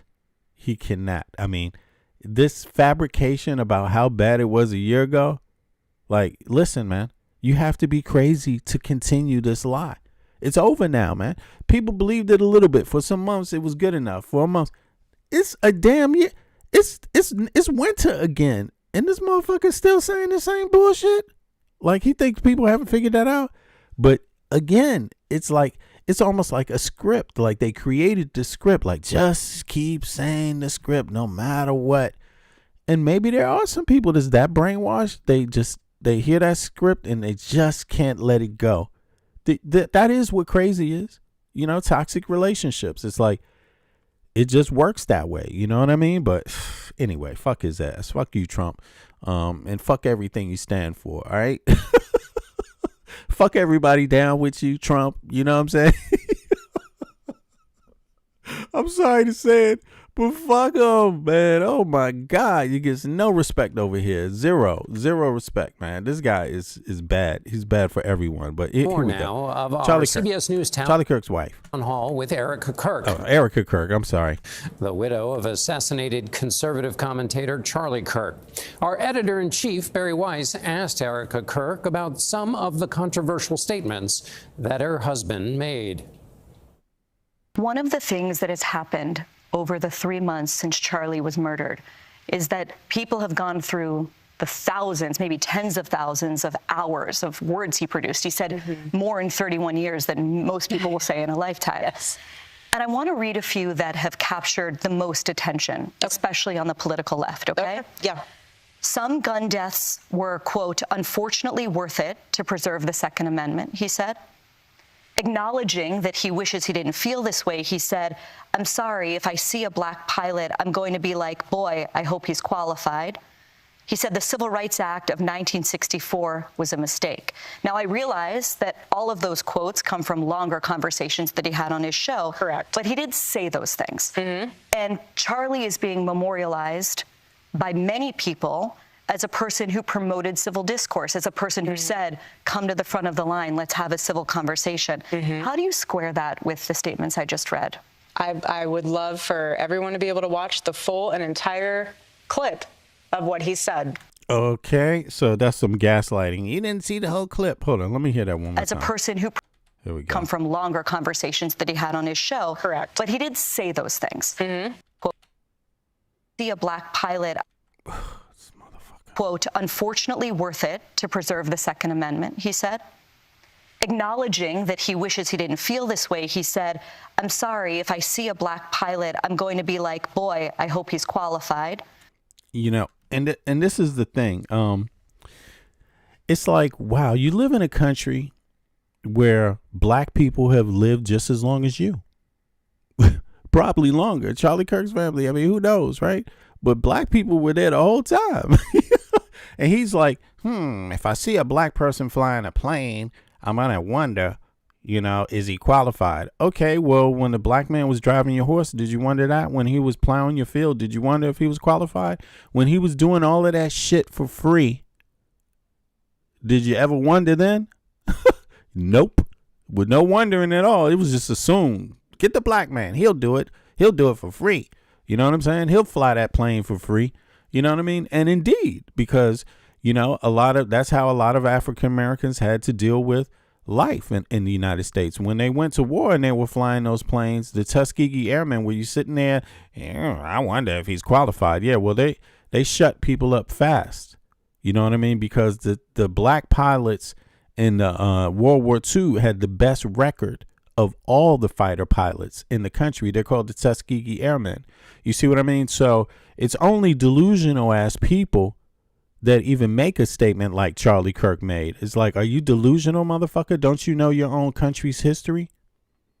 What's wrong with you?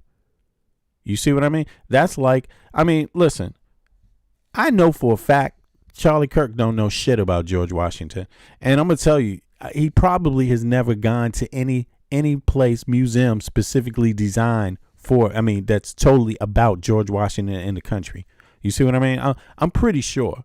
Because if you actually go with your eyes, you know, not just read it from a fucking book, but go with your eyes and see what the different things that were going on that he was about, you know, George Washington, see his clothing, you know what I'm saying? See some of the books, you know, that he read, right? See some of the things of interest to him. You see what I mean? See what he believed in and things like this. See it for yourself in his own place, in his spot. You see what I mean? You get a better idea about the writings and what type of person you're dealing with, right?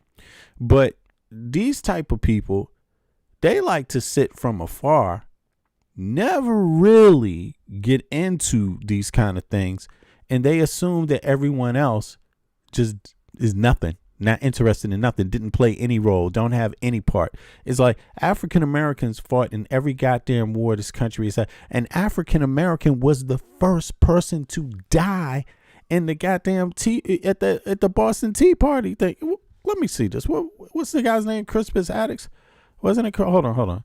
It's two different. Let me see here. Let me see something here. I'm sorry.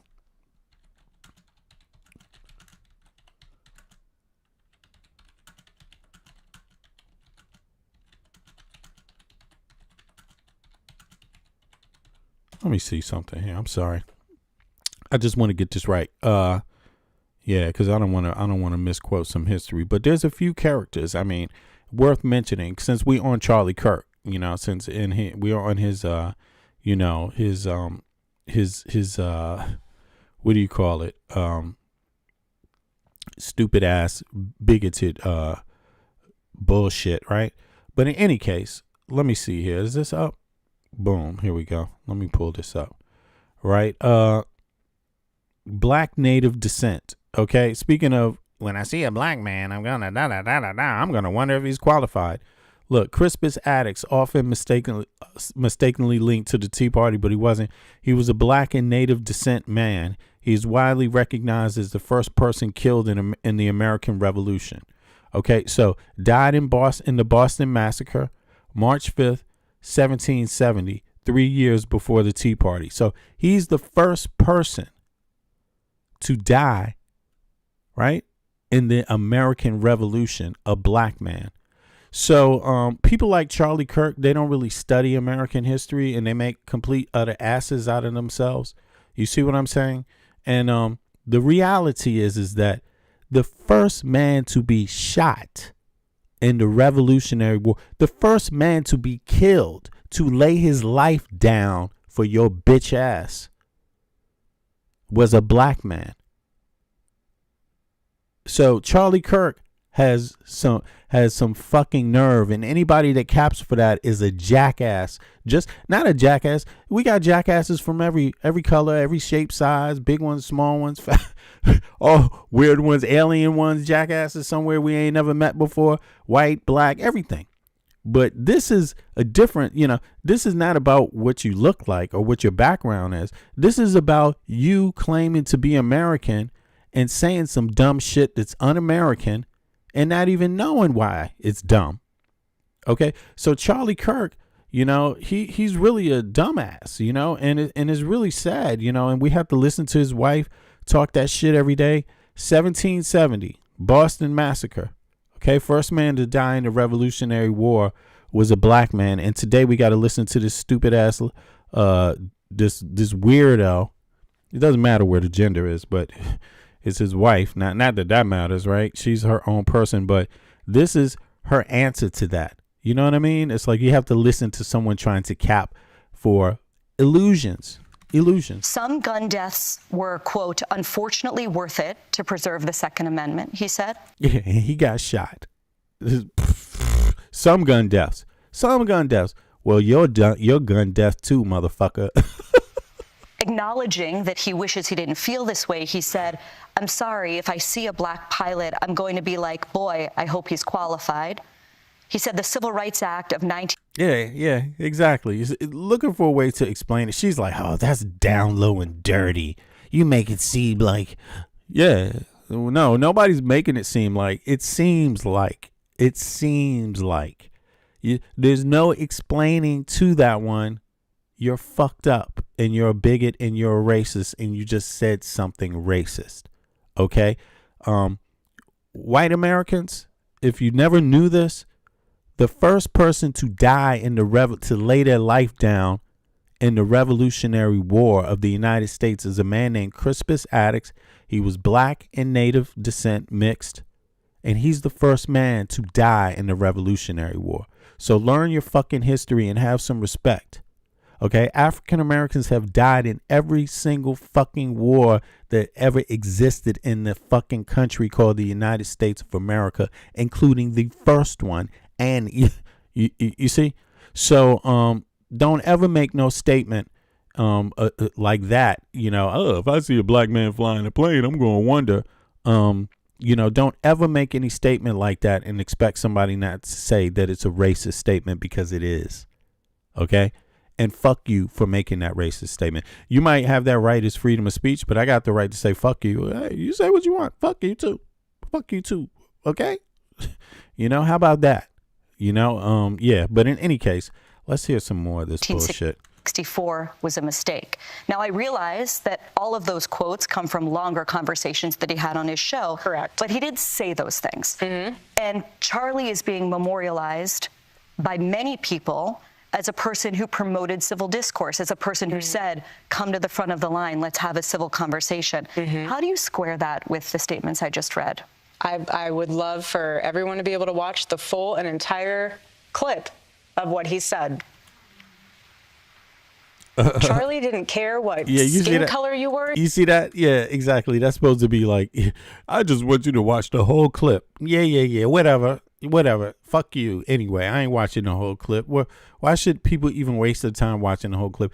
That's not, to say that basically means you're using racism to get money from people. You say something racist, you know it's racist, and then you tell people, oh, but you got to hear the whole clip. No, you said it on purpose to get attention.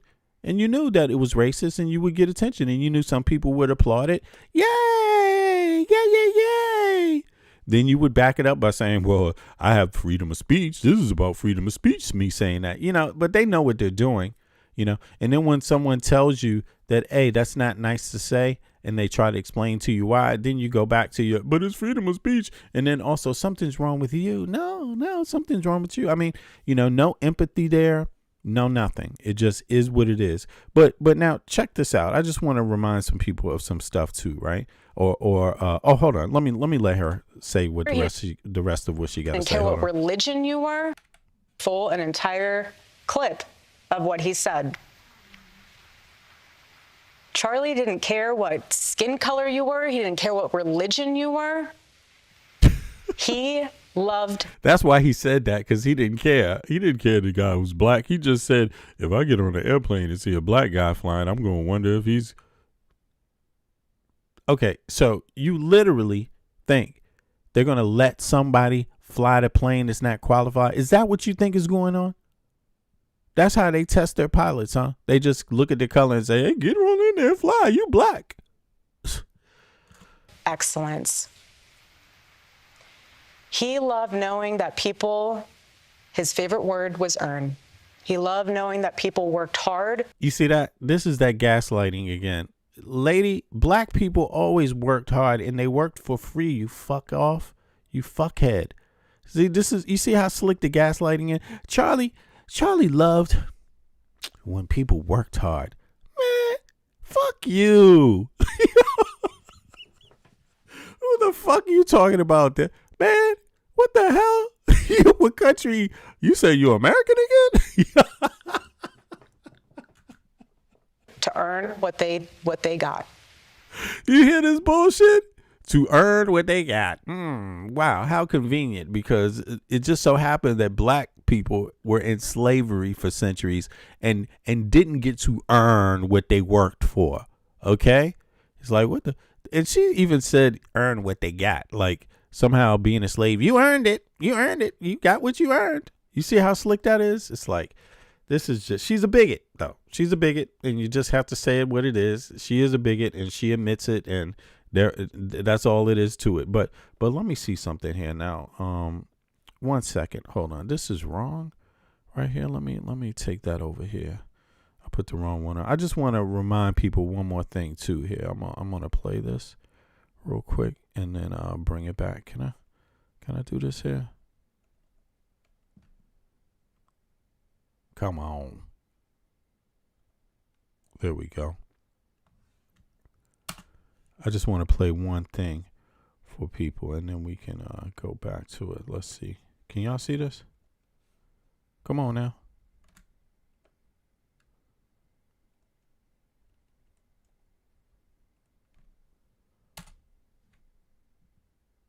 Here we go.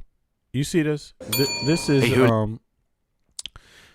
the Tuskegee Airmen for some people that don't know, because I'm only playing this because, bigots can learn something. They got to learn something about the United States of America, And speaking of war, Slava Ukraine, right? Slava Ukraine. And I saw somebody in the chat talking about trying to convince Americans that they don't need to care about Ukraine. We shouldn't be thinking about that. Man, fuck you.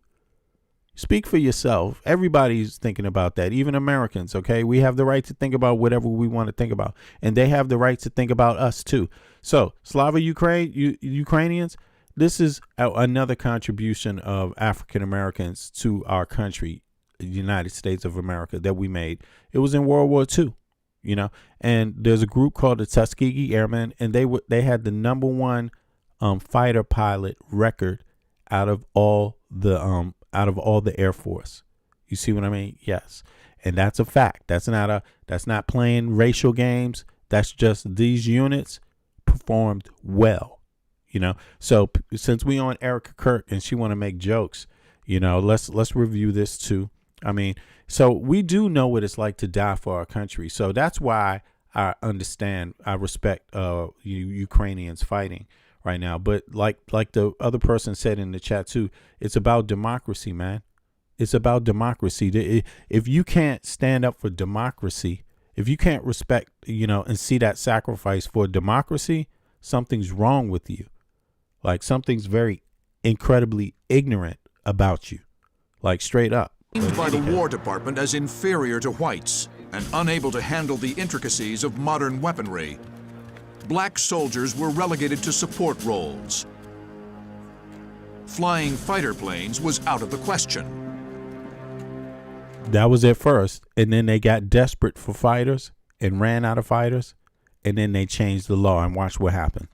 It was thought, over the objection of Hap Arnold, who was in charge of the Air Corps at that time, that blacks didn't have the ability to do complicated things, the leadership, etc. We knew that was wrong. Under pressure from the black press, the NAACP, and even his own wife, President Roosevelt relented in 1939 and ordered the civilian pilot training program to be open to black students who wished to become civilian pilots.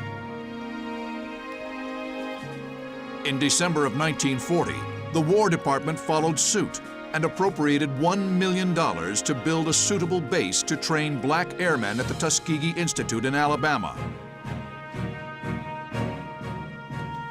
They called the effort to train these men an experiment. The men bonded immediately, imbued with a sense of common How are you bigots enjoying this? purpose and racial pride. Click the like button, y'all. Please click the like button. Also, you bigots, click the like button. Although the Army didn't believe in our capability, they didn't change the training standards, and that was a plus for us, that we were able to meet the standards and perform successfully. And World War II gave us a chance to go into combat units and do a first-class job so that the larger population would realize how silly and stupid segregation was. In April of 1943, the first full squadron of African-American fighter pilots, the 99th Fighter Squadron, received orders for deployment to the Mediterranean Theater of Operations. By June of 1944, the 99th had joined 3 other all-black fighter squadrons. Now you see Charlie Kirk's bitch ass has never even been in a plane. You know, never even been in a jet, in a fighter plane. And he's like out there talking, if I see a black man flying the plane, I'm going to think, is he qualified? All right. Okay, Charlie Kirk. Great, Charlie Kirk. Together, they comprised the 332nd Fighter Group, known to history as the Tuskegee Airmen. The 332nd continued flying escort for bombers through the rest of the summer of 1944.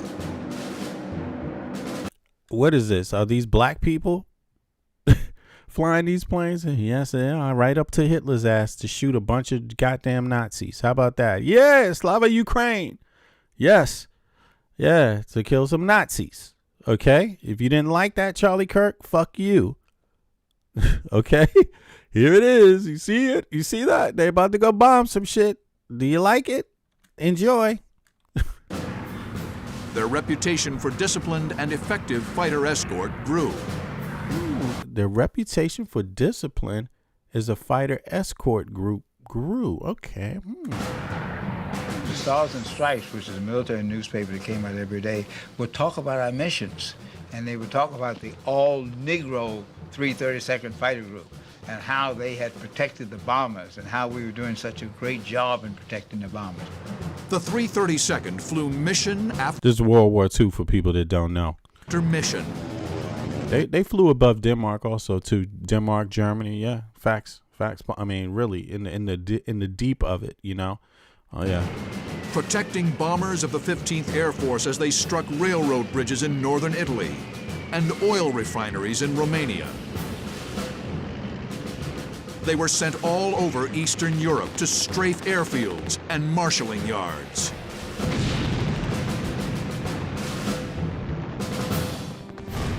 Damn, did you see that explosion? Wow. I mean, this is real footage. Look. Bombers of the 15th Air Force as they struck railroad bridges in northern Italy and oil refineries in Romania.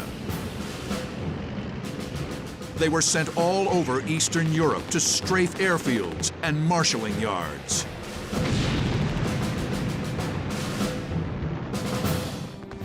By war's end, the 332nd had downed 108 enemy aircraft, received 744 air medals, 150. So here's the thing.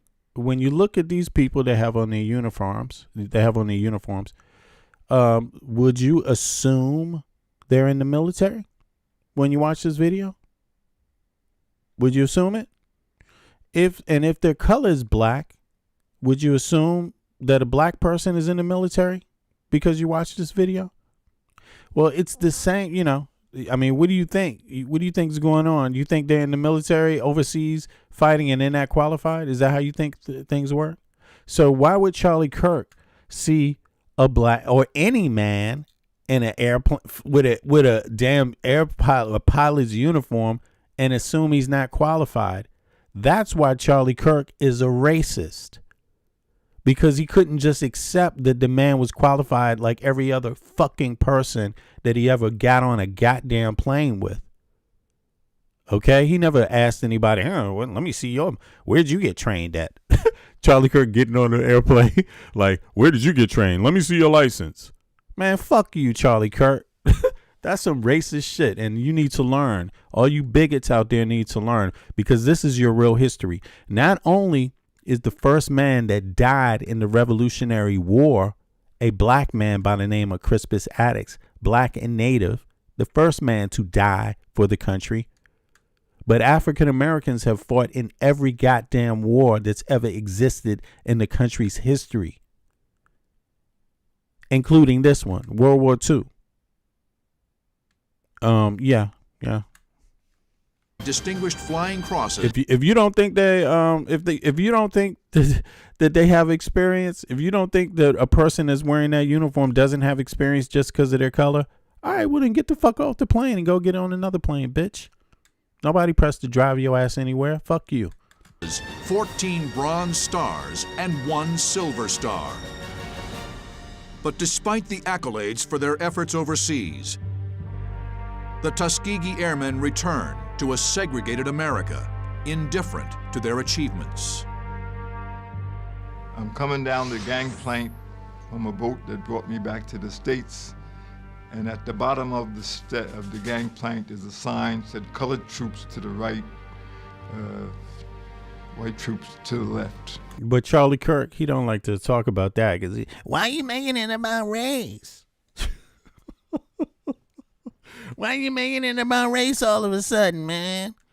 Like, okay, I see you didn't get the point again. We have more now. In any case, of our CBS News town hall here's with her, Erica Kirk, the widow. Here's Charlie Kirk's crazy ass wife. Yeah, she got some more to say too. Let's watch her face. Tomorrow night, I'm happy to tell you, CBS News airs the first in a series of town halls and debates with public figures, Charlie Kirk. starting with Erica Kirk. She, of course, is the widow of conservative activist Charlie Kirk, who was shot dead, assassinated just over 3 months ago. She has since taken over as CEO and chairwoman of his political youth organization, Turning Point USA. Charlie Kirk's final book, which was already in process, Stop in the Name of God, was published this week and is... Can we just get to the interview? Come on. And victims of political violence. Here's an exclusive clip. I will never agree with political violence. What's violence? Is there such a thing called mental violence? Right? So is she talking about mental violence? Is she talking about physical violence when she says political violence? What is she talking about? I mean, I'm just curious about that. My husband is a victim of it. I'm a victim of it. But what I'm trying to say here is that we can blame everyone else. We have to look in the mirror when you become a father, when you become a mother. How are you raising your kids? Are you taking responsibility, or are you giving them a device and saying, go down that rabbit hole? I'm trying to go. Says the lady who voted for Donald Trump. You know, it's like, lady, your people ain't getting health care because of this motherfucker. And you're there like, you know, talk about you're having a deep moment. Work for yourself. Earn everything you work for. Earn it. Earn it. It's like, lady, you couldn't earn it. You know, the only way you can earn health care anymore in the U.S. is if you're a fucking millionaire. It's like, this is crazy, man. It is crazy to hear this. This is what you get. This woman is the conservative lady now. This is the woman backing up the earn it message and shit. You don't deserve healthcare for any, you know, you don't deserve education. You're not good enough. You're not like Europeans. You're like scumbag Americans, white trash. Okay. You need to earn it. You need to earn it first. Prove to me that you deserve it. Prove to me that you deserve it for a fair price. Stop complaining about the prices and earn it. You know what I'm saying? That's what the fuck she's saying. Like, really? Like, really? And then she's got her hand out saying, can you donate to my organization, please? Like, go to Pilates class. You can just sit in the corner and look at your iPad or look at your phone and go down that rabbit hole and see what you can learn from that instead of being a parent. Ooh. So my call to action from that is parents, step up. Do you want your kid to be a thought leader or an assassin? Man, that sounds dumb. I'm sorry. That sounds dumb. Do you want him to be a thought leader or assassin? I don't want my son to be a fucking thought leader at all. Be an engineer. Be a doctor. God damn. She's like, do you want him to be a thought leader? A motherfucking, do you want him to have a podcast one day and have a bunch of mindless people following him? Or do you want him to be an assassin? She said it, not me. That's like, God damn. See, this is what happens when you live in a country that doesn't believe people should have health care. Doesn't believe people should have education. That is a pure sign of that. No education. Education ain't important. Nobody need that. What you need that for? If you get an education, I guarantee you won't say anything like what she just said. That rabbit hole and see what you can learn from that instead of being a parent. So my call to action from that is parents, step up. Do you want your kid to be a thought leader or an assassin?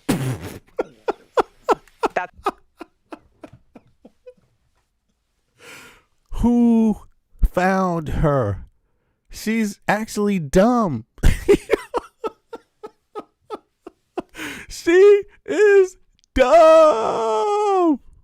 Like, damn. I'm sorry. It's nothing personal. I'm not saying it because of her color. I'm not saying it because of her gender. I'm saying she's dumb. She's fucking dumb. Like, listen to what she just said. This is crazy. You want your son to be a thought leader or a murderer? Hole and see what you can learn from that instead of being a parent. Deep. So where can you get a thought? What's that thought leader class called when you register at the university or tech school? Can I go to the class for thought leader? They call it TL.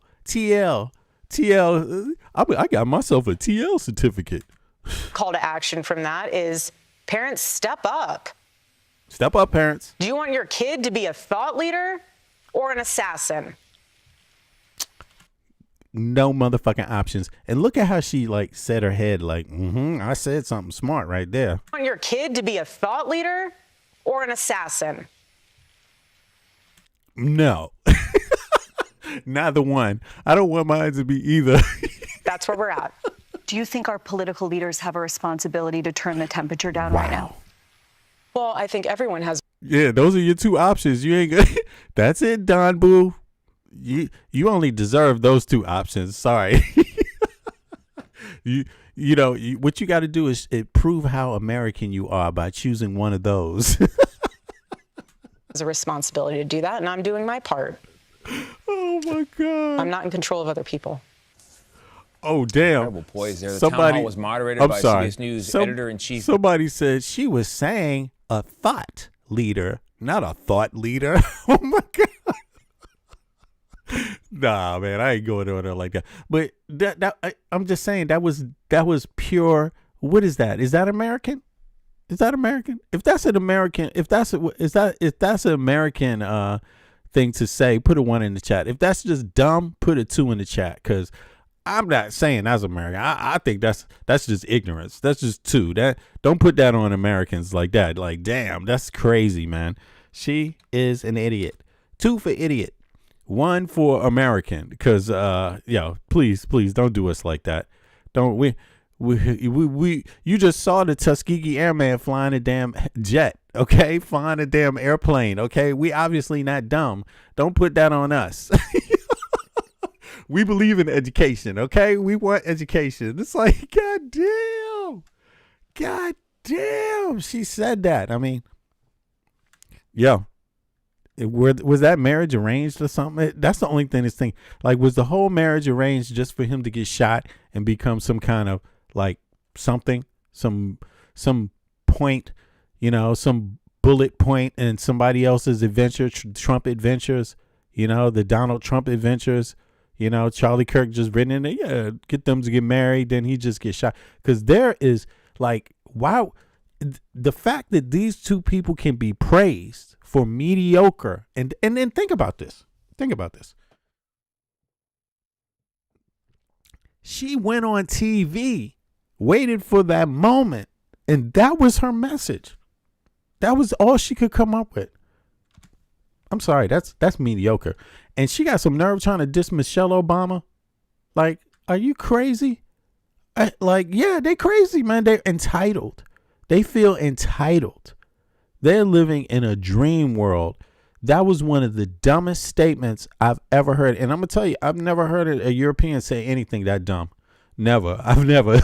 Living overseas, I haven't heard it. I'm sorry. This was dumb by all standards. Across all ethnic boundaries, all national boundaries, all geographical places, all colors, all intersections. This is just considered, damn, she got to be dumb.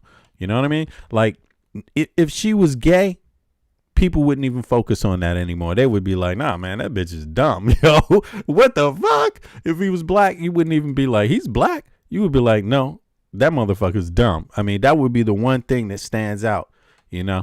Is it a woman? Nah, it's a dummy. This is not a woman here. This is a dummy.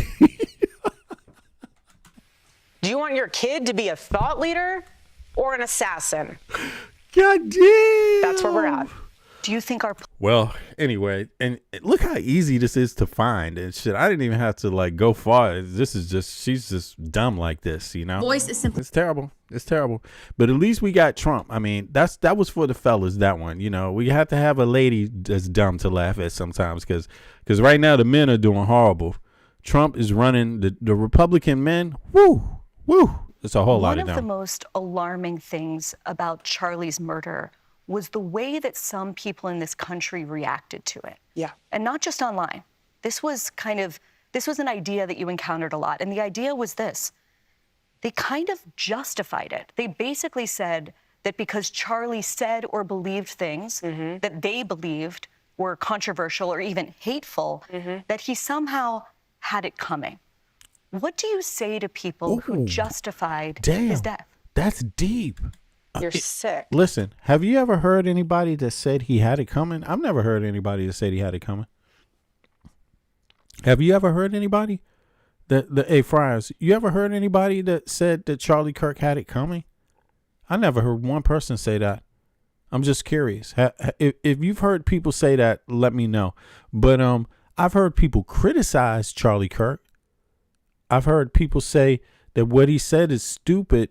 And I even said it myself. I was like, yo, I can imagine you would get hurt. If that's your plan to just travel around the United States of America, a place that has more guns than Russia and China, you know, percentage wise, Americans have more guns than the Russia and Chinese citizens put together, like the civilians.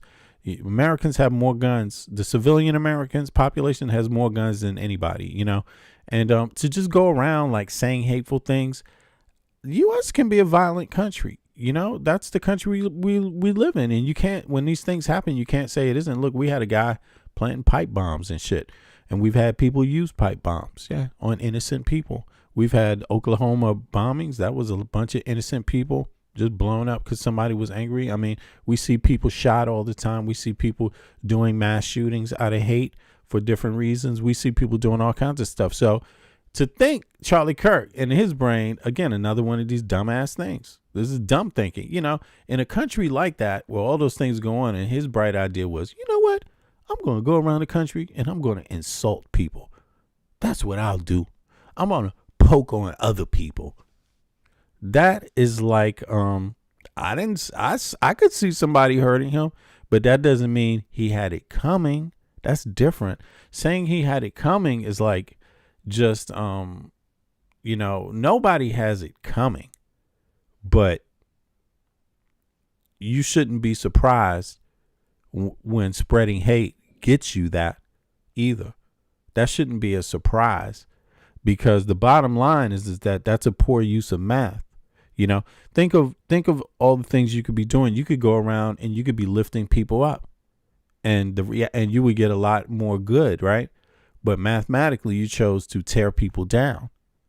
And the odds of that, when that is your plan to just tear down, the odds that you won't get something negative back, those are not good odds that you're facing. You know what I mean? So I think it was a stupid plan that he had, and I think it was unrealistic, you know, and I think anyone in their right mind knows you're going to get death threats and your life is in danger. I mean, look,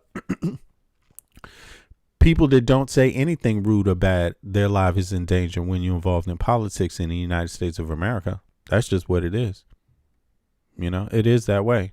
The Congress member, you could be the most polite Congress member, somebody will kill you just because of your views.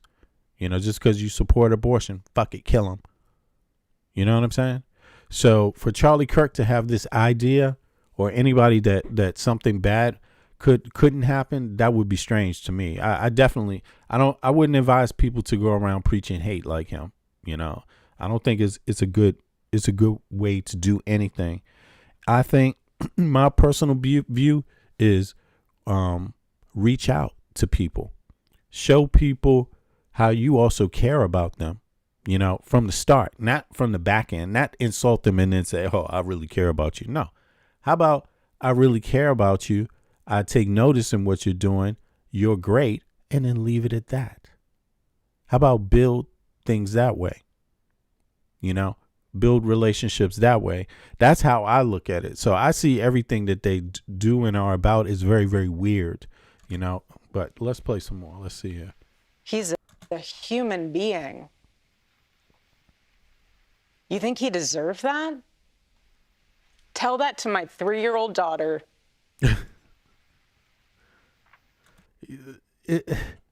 You know, yeah, but then again, she hates people. She hates a lot of people. So when you hate people, look, I was watching, you know, sometimes I watch Caroline Leavitt live, the White House press things. And if you ever look at the chat, you will see like people are relentless on here. Here, piggy. You know, that's what people are saying. Oink, oink in the chat, you know, live on the White House.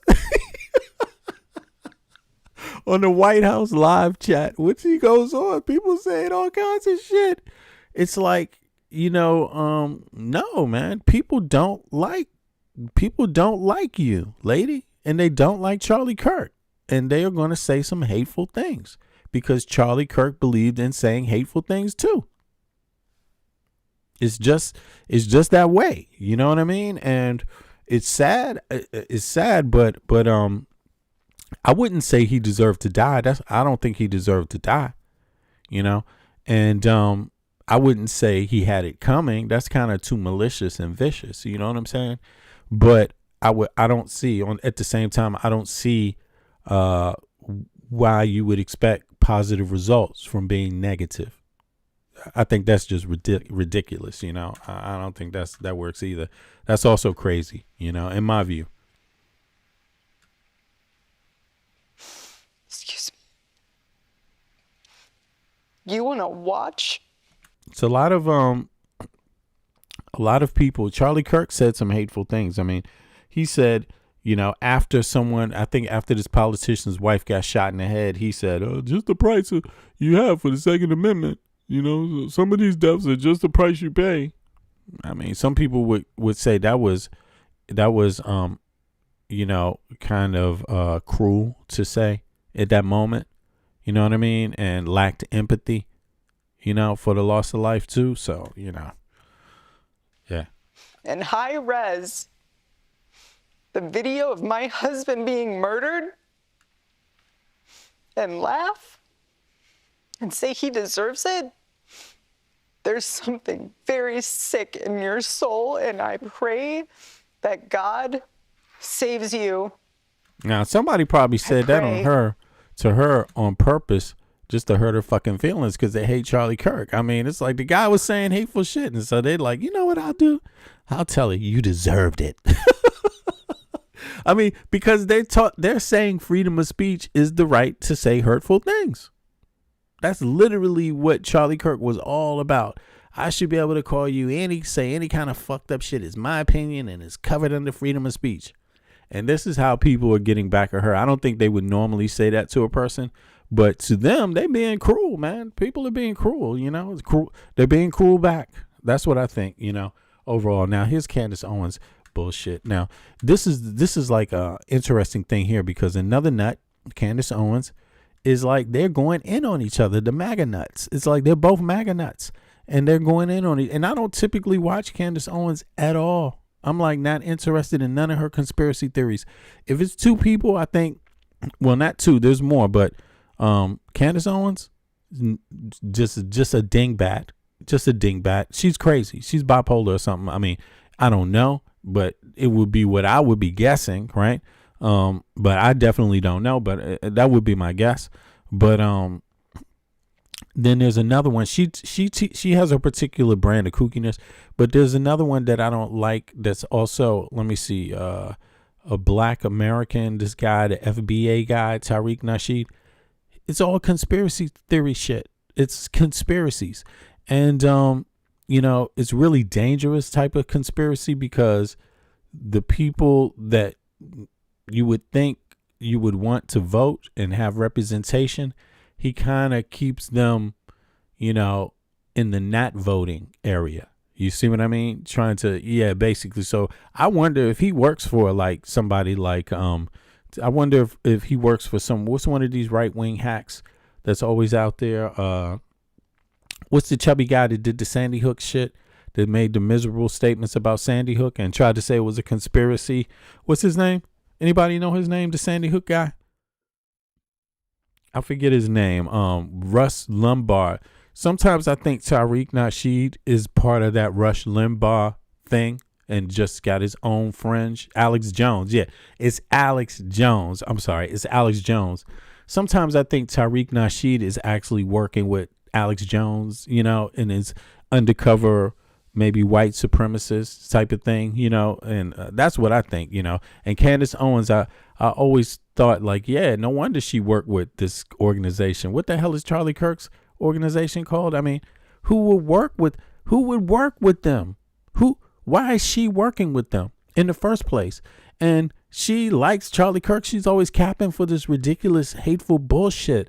And now look at them. Now they don't even like each other. This is the most bizarre shit. And by the way, this is like this is like a family feud in real life. And they got the nerve to be like, if I see a black man, when I get on my airplane, I'm going to wonder, a black pilot, I'm going to wonder, is he qualified? And look at all this family feud shit they involved in. This shows you how stupid these people are. It's like all of them. Candace Owens, Charlie Kirk's wife, and, you know, it's like, it's just crazy. And they got the nerve to criticize, to dare challenge to dare say something like that about a pilot just because of his color. I mean, this is who they really are right here. You're saying it. Now, is this American? This ain't my kind of America. I'm from Washington, D.C. I'm from the East Coast. I'm from a place where people read the fucking newspapers. My parents know how to read and speak English, and no, we're not into fucking conspiracy theories. We into politics, okay?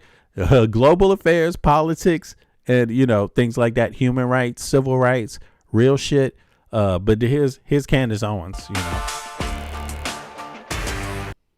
And Charlie Kirk's widow, Erica, said she has had enough of that. What do you want to say to her and the other people that are putting these lies out into the world right now? Stop. That's it. That's all I have to say. Stop. Some people online pointed out that Candace Owens had previously suggested she would stop discussing her theories about the assassination if Erica Kirk asked her to. But here's what she said in the most recent episode of her podcast.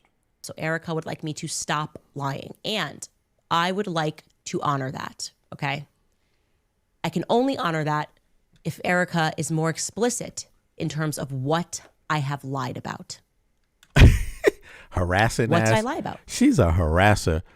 This is typical goddamn sociopath. I'm gonna harass this lady. This is her, and they cap about this. And see, here's the thing. She's claiming, I don't know if this is true. Y'all could tell me better than I would know. I don't know, but she's claiming that she was a good friend of Charlie Kirk. That her and Charlie Kirk, they were part of the same organization or something like this. I mean, this is what she says. Now she's harassing the wife, right? And she has an excuse for it. She's made up an excuse to be able to harass her. I would never bother to harass the woman. Like, she's not even important to me. Like, but to Candace Owens, she's goddamn important. Like, Candace Owens has found out something's not right with Charlie Kirk's death, and she's going to put it out there in the public. And she's never even going to go to the wife. This is what they say it is. She's not going to go to the wife and even ask her what she thinks, right? She can't. Do you mind if I talk about your husband and my relationship with him and some of the things that I believe are a little strange about his death? She didn't bother to do that, right? So the wife had to hear, right? And now there's a family feud. This is what I call it. I call it family feud because it's kind of like something I don't never see in real life, you know what I mean? But some people do this kind of stuff. They just go and fight on the internet with each other. People that know each other and shit, they just fighting on the fucking internet. It's like, nah, sorry, miss me with that motherfucker. Like, I don't do that and shit. But in any case, hold on, let me bring this shit back.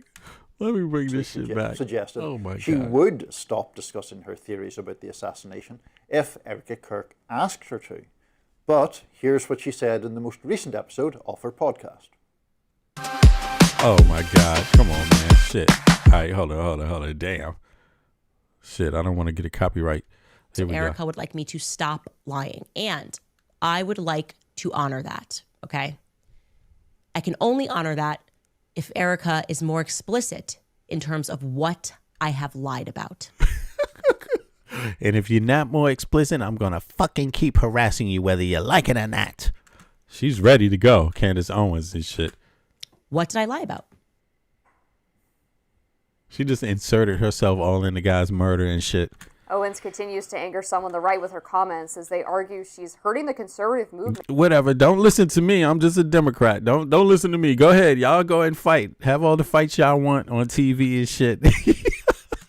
That Charlie Kirk and Don't listen to us elitist Democrats. Turning Point USA helped build. Fox News host, or former Fox News host, I believe, Meghan McCain, says what Candace Owens is putting Erica Kirk and the people at Turning Point through is nothing short of demonic. And conservative podcaster Tim Pool says Candace was telling people she hated Charlie Kirk. Look, think about this. In some kind of weird way, don't they deserve it? Because they made that black pilot fucking comment and shit. If I get on an airplane and I see a black pilot, I'm going to wonder if he's trained properly. I'm going to wonder if he's qualified, if he's black. Well, see what you done brought out in Candace Owens? You got a You got a real one on you now, boy. Woo! A demon. And she's psycho. You caught her attention and shit. Few months You reap what you sow. before he was murdered. It's all an act. She hated Charlie and now wants to destroy his legacy. God damn, those are hateful words. Those are hateful fucking words. Goddamn, Candace Owens is off the chain. Listen to this. This is sicko. Podcaster Tim Pool says Candace was telling people she hated Charlie Kirk a few months before he was murdered. It's all an act. She hated Charlie and now wants to destroy his legacy. Candace was telling people she hated Charlie Kirk a few months before he was murdered. It's all an act. She hated Charlie and now wants to destroy his legacy. Wow. That's deep.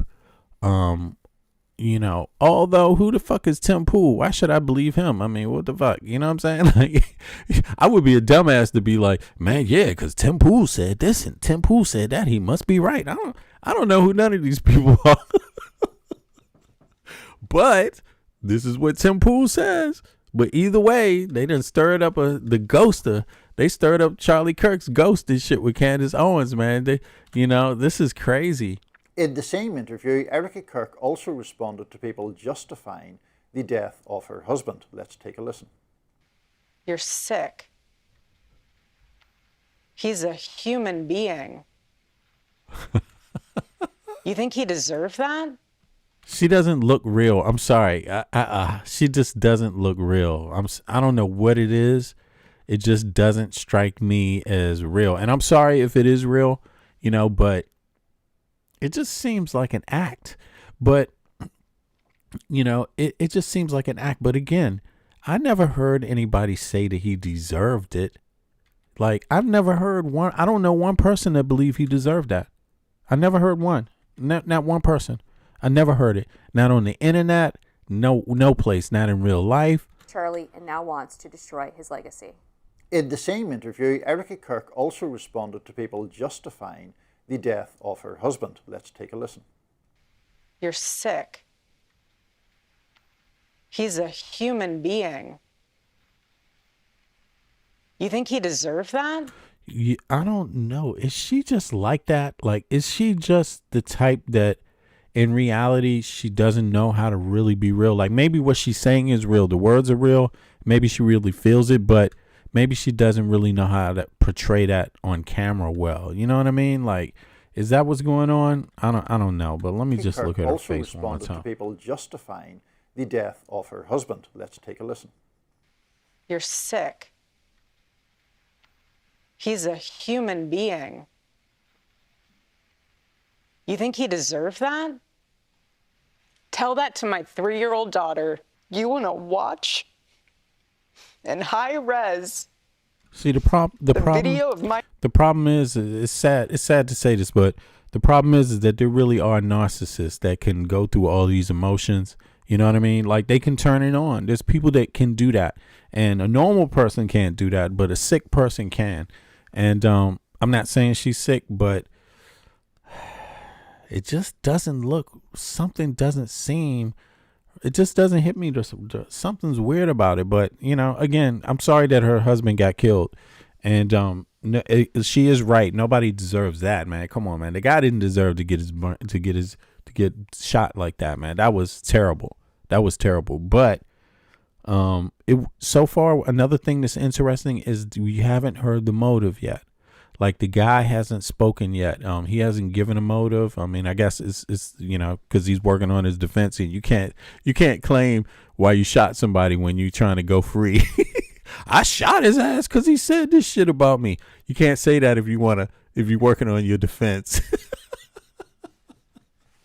But soon it's coming. But hey, y'all, speaking of that, keep this note in mind. People still haven't heard about two things. One thing is about the bomber, right? The bomber from DC. Like, speaking of conspiracy theories, is that a setup? Is that a setup? Because again, he's the dumbest motherfucking bomber. How can you be smart and dumb at the same time? You smart enough to build a bomb, but you're so stupid you don't realize that, yo, man, they're gonna see you everywhere. You're gonna be caught on tape. You can't go with your credit card to go buy the bomb parts, man. What the fuck's wrong with you? Like, you know, and this guy was just doing it over and over and over. Drove his car down there to the bomb scene. Drove down to DC. It's like, goddamn, are you trying to get caught? I mean, that's another weird situation. Like, so I don't know if Candace is right or wrong, but I know how she's going about it is rude as hell. But then there's the other thing. Here's another good thing. Just another point, and then I'm going to move on. This guy that came to DC to shoot the 2 National Guard members. Notice how the FBI or DOJ still have not told people whether the gun was illegal. Like, just notice that. Notice that. That's something people need to be talking about. Like, they need to demand that the DOJ or the FBI tell the public, is it in their view legal or not, given the circumstances, you know. But in any case, let's get back to her and this one conspiracy at a time. All right. My husband being murdered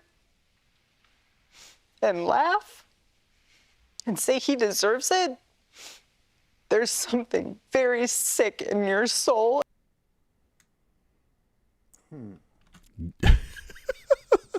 You know, he just said, like he didn't trust it. That's interesting. He don't trust it? Like, wow. Let me hear that part one more time. He was like, that's not normal. All right, Candace Owens. Yes. Deserves it? There's something very sick in your soul. Yeah, no tears. You see that?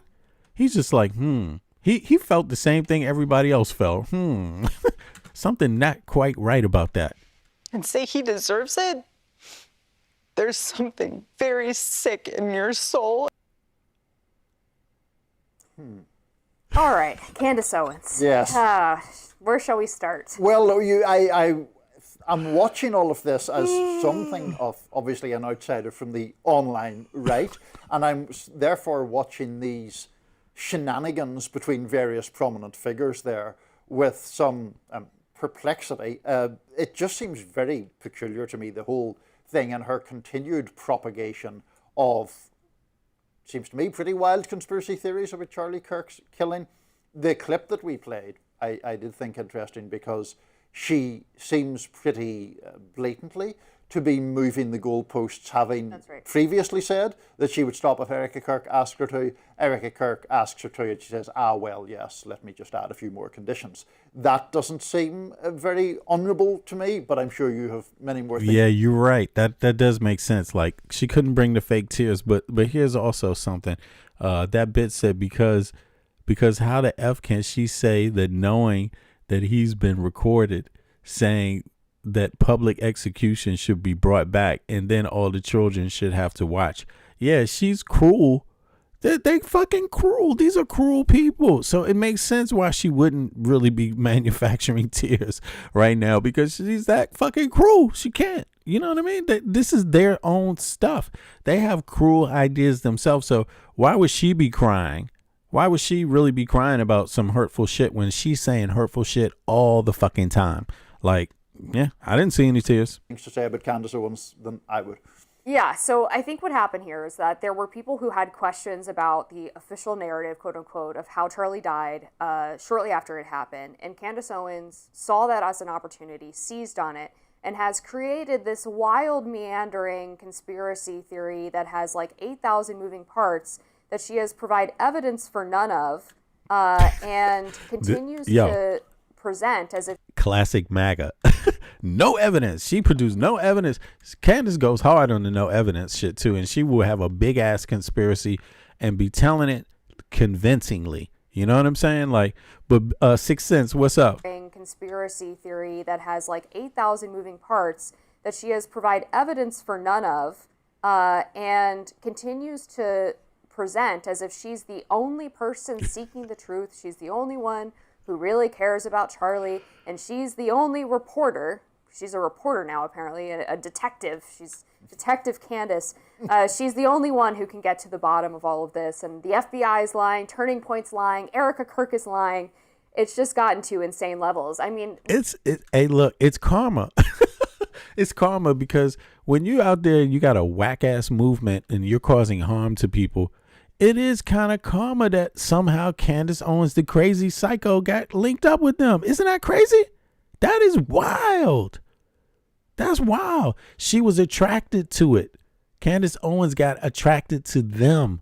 You know what I mean? And they actually know each other. They work together somehow. They're in proximity to each other. They work together. And that is karma. That's karma, yo. That's crazy. Because on a normal day, they would be supporting Candace Owens because she was pro-Trump, right? She was pro-MAGA. She was pro all that shit, right? She probably say she was more MAGA than MAGA and shit. And now look what happened. Her crazy ass is on it.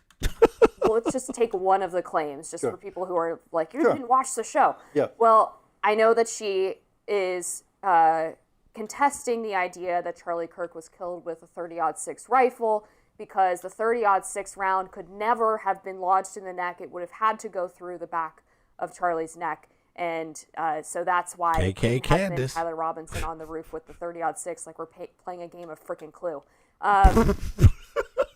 They eating her ass up. Yeah, crazy attracts crazy. It's true, man. It's true. Gun Twitter, of all places, Second Amendment Twitter, has been destroying Candace for this claim. Okay. I have talked to several law enforcement sources who have seen all kinds of ballistics in their careers.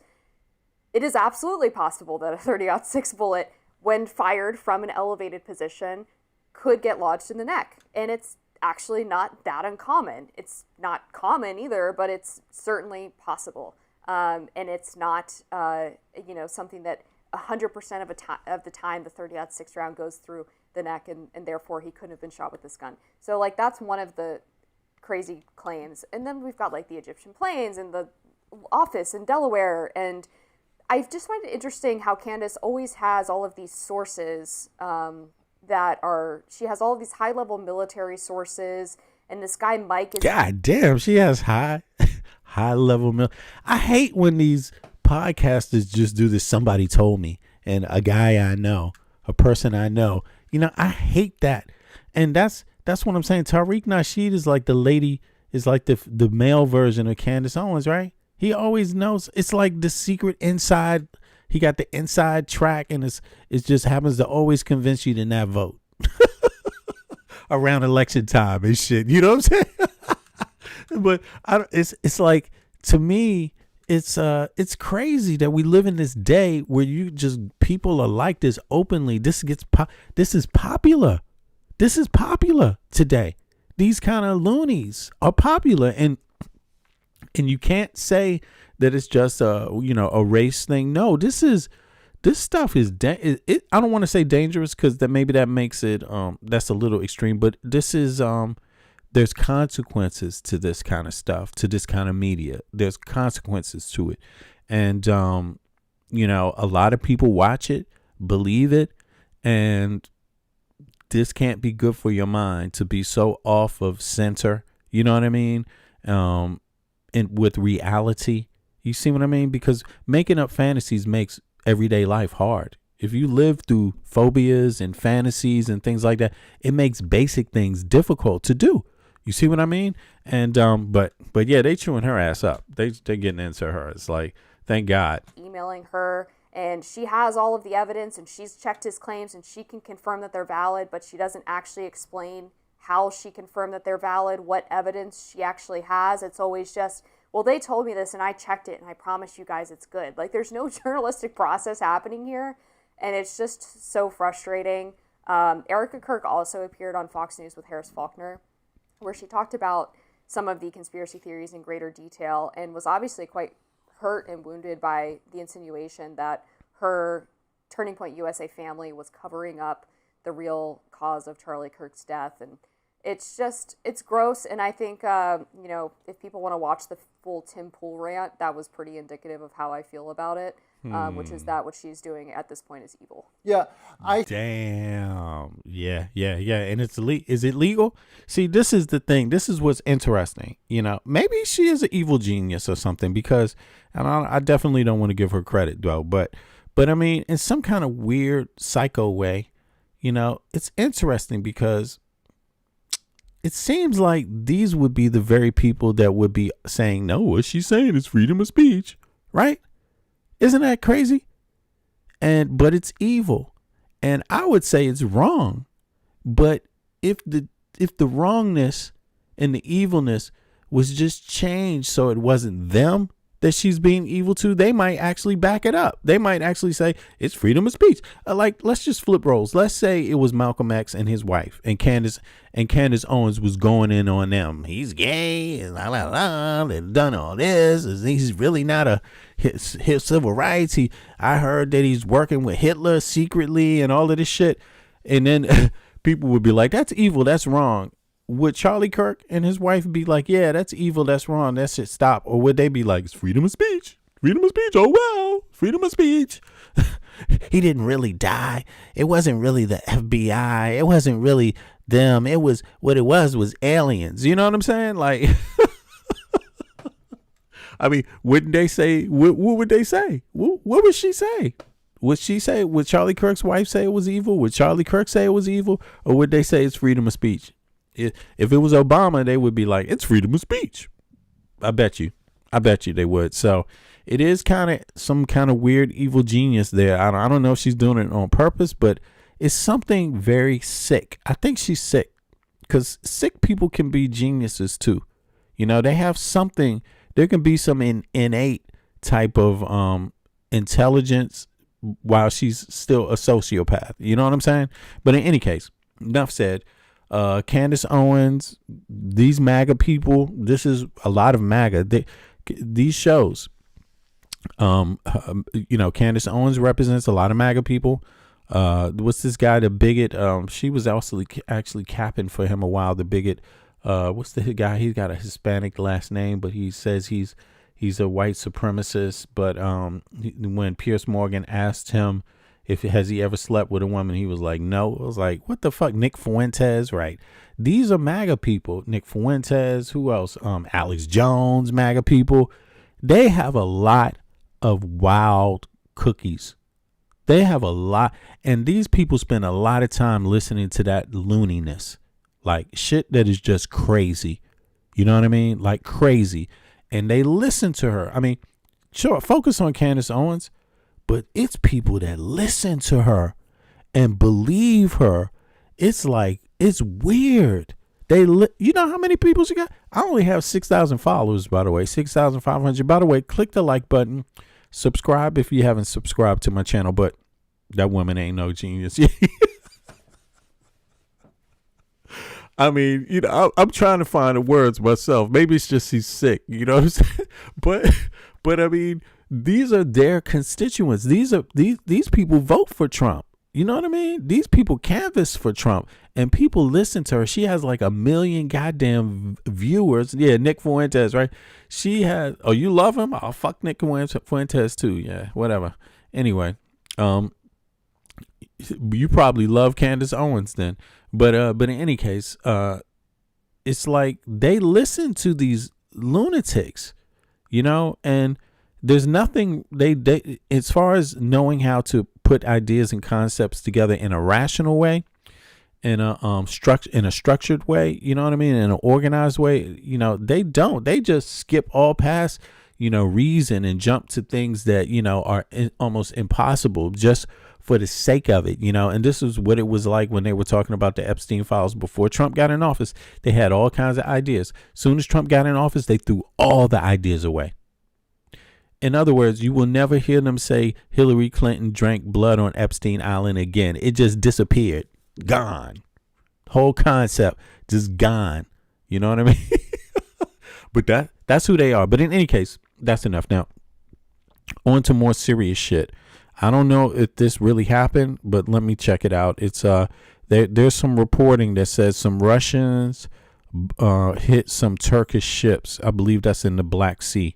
So, yeah, the EU's been getting ramped up, by the way. But let's see here. Come on.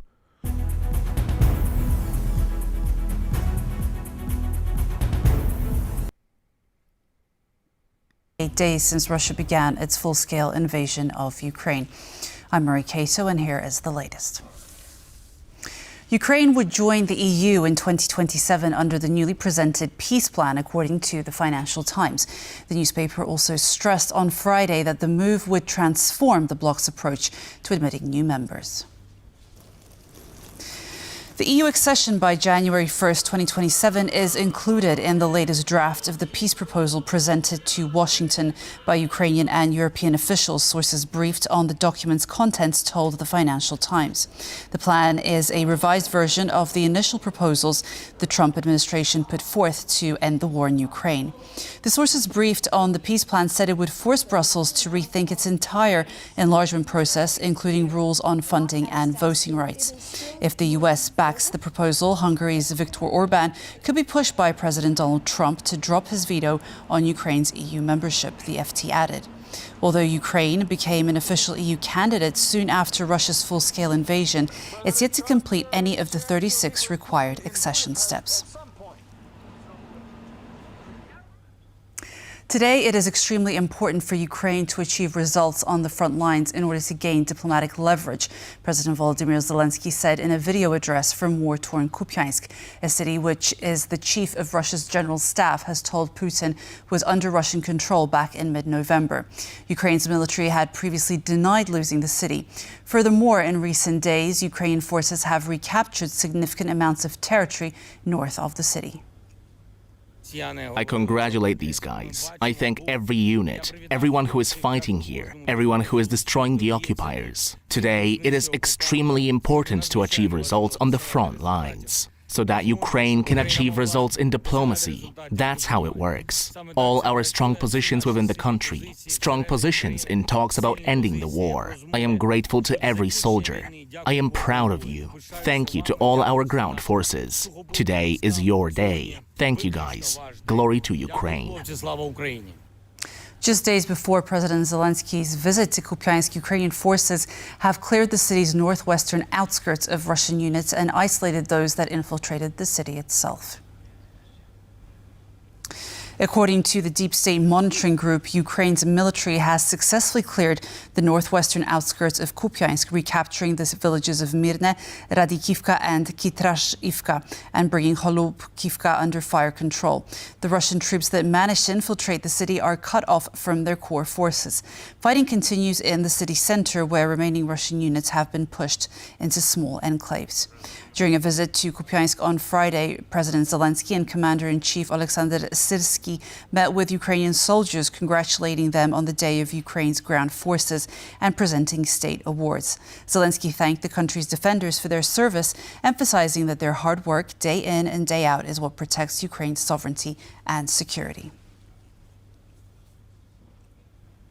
At least 3 people have been killed and several others wounded in Ukraine over the past day as Russian forces launched around 80 drones, with Ukraine's air defenses intercepting 64 of them overnight. 1 person was killed and at least 4 others were wounded in a drone strike on Pavlograd in the Dnipropetrovsk region in central eastern Ukraine, according to local authorities. Yeah, exactly. He's in the front. That's the front line. Yeah, he did go to the front line. I mean, there's a lot of disinformation that, the Trump administration spreads about Ukraine. They use the media to do their talking points, and they're experts at talking down about anybody. They just have a way of, speaking about other people in a way, that makes it seem like they're not capable of doing anything good. So why are we even discussing them? Oh, they're such a bore. They can't do anything right. But actually, the Ukrainians are standing up for their country, and they're very ready and eager to defend their country, and the EU is pretty much more aggressive than it's ever been now. And Denmark just called, I don't know how many of y'all know this, but Denmark just called the United States a threat to civilization, basically a threat here. Let me see, what did they call? What wording did they use exactly? Let me go over here and check it out. But it's official. Denmark responded to Trump's bullshit, statement he put out about the EU, and now Denmark responded and they said the U.S. is a threat. It's a threat, not just to the U.S. Oh, it's the shorts. Yeah, not just to Denmark, But it says Denmark classifies U.S. as a security threat. Music and smoke haze. Is a security threat, right? Yeah, exactly. And this is funny because they have this up here at the border, right? When you get in on the plane, what do they call that? Boarding, right? When you're going through customs. But in any case, they have done this and made that statement, and a few other countries are making similar statements about the U.S.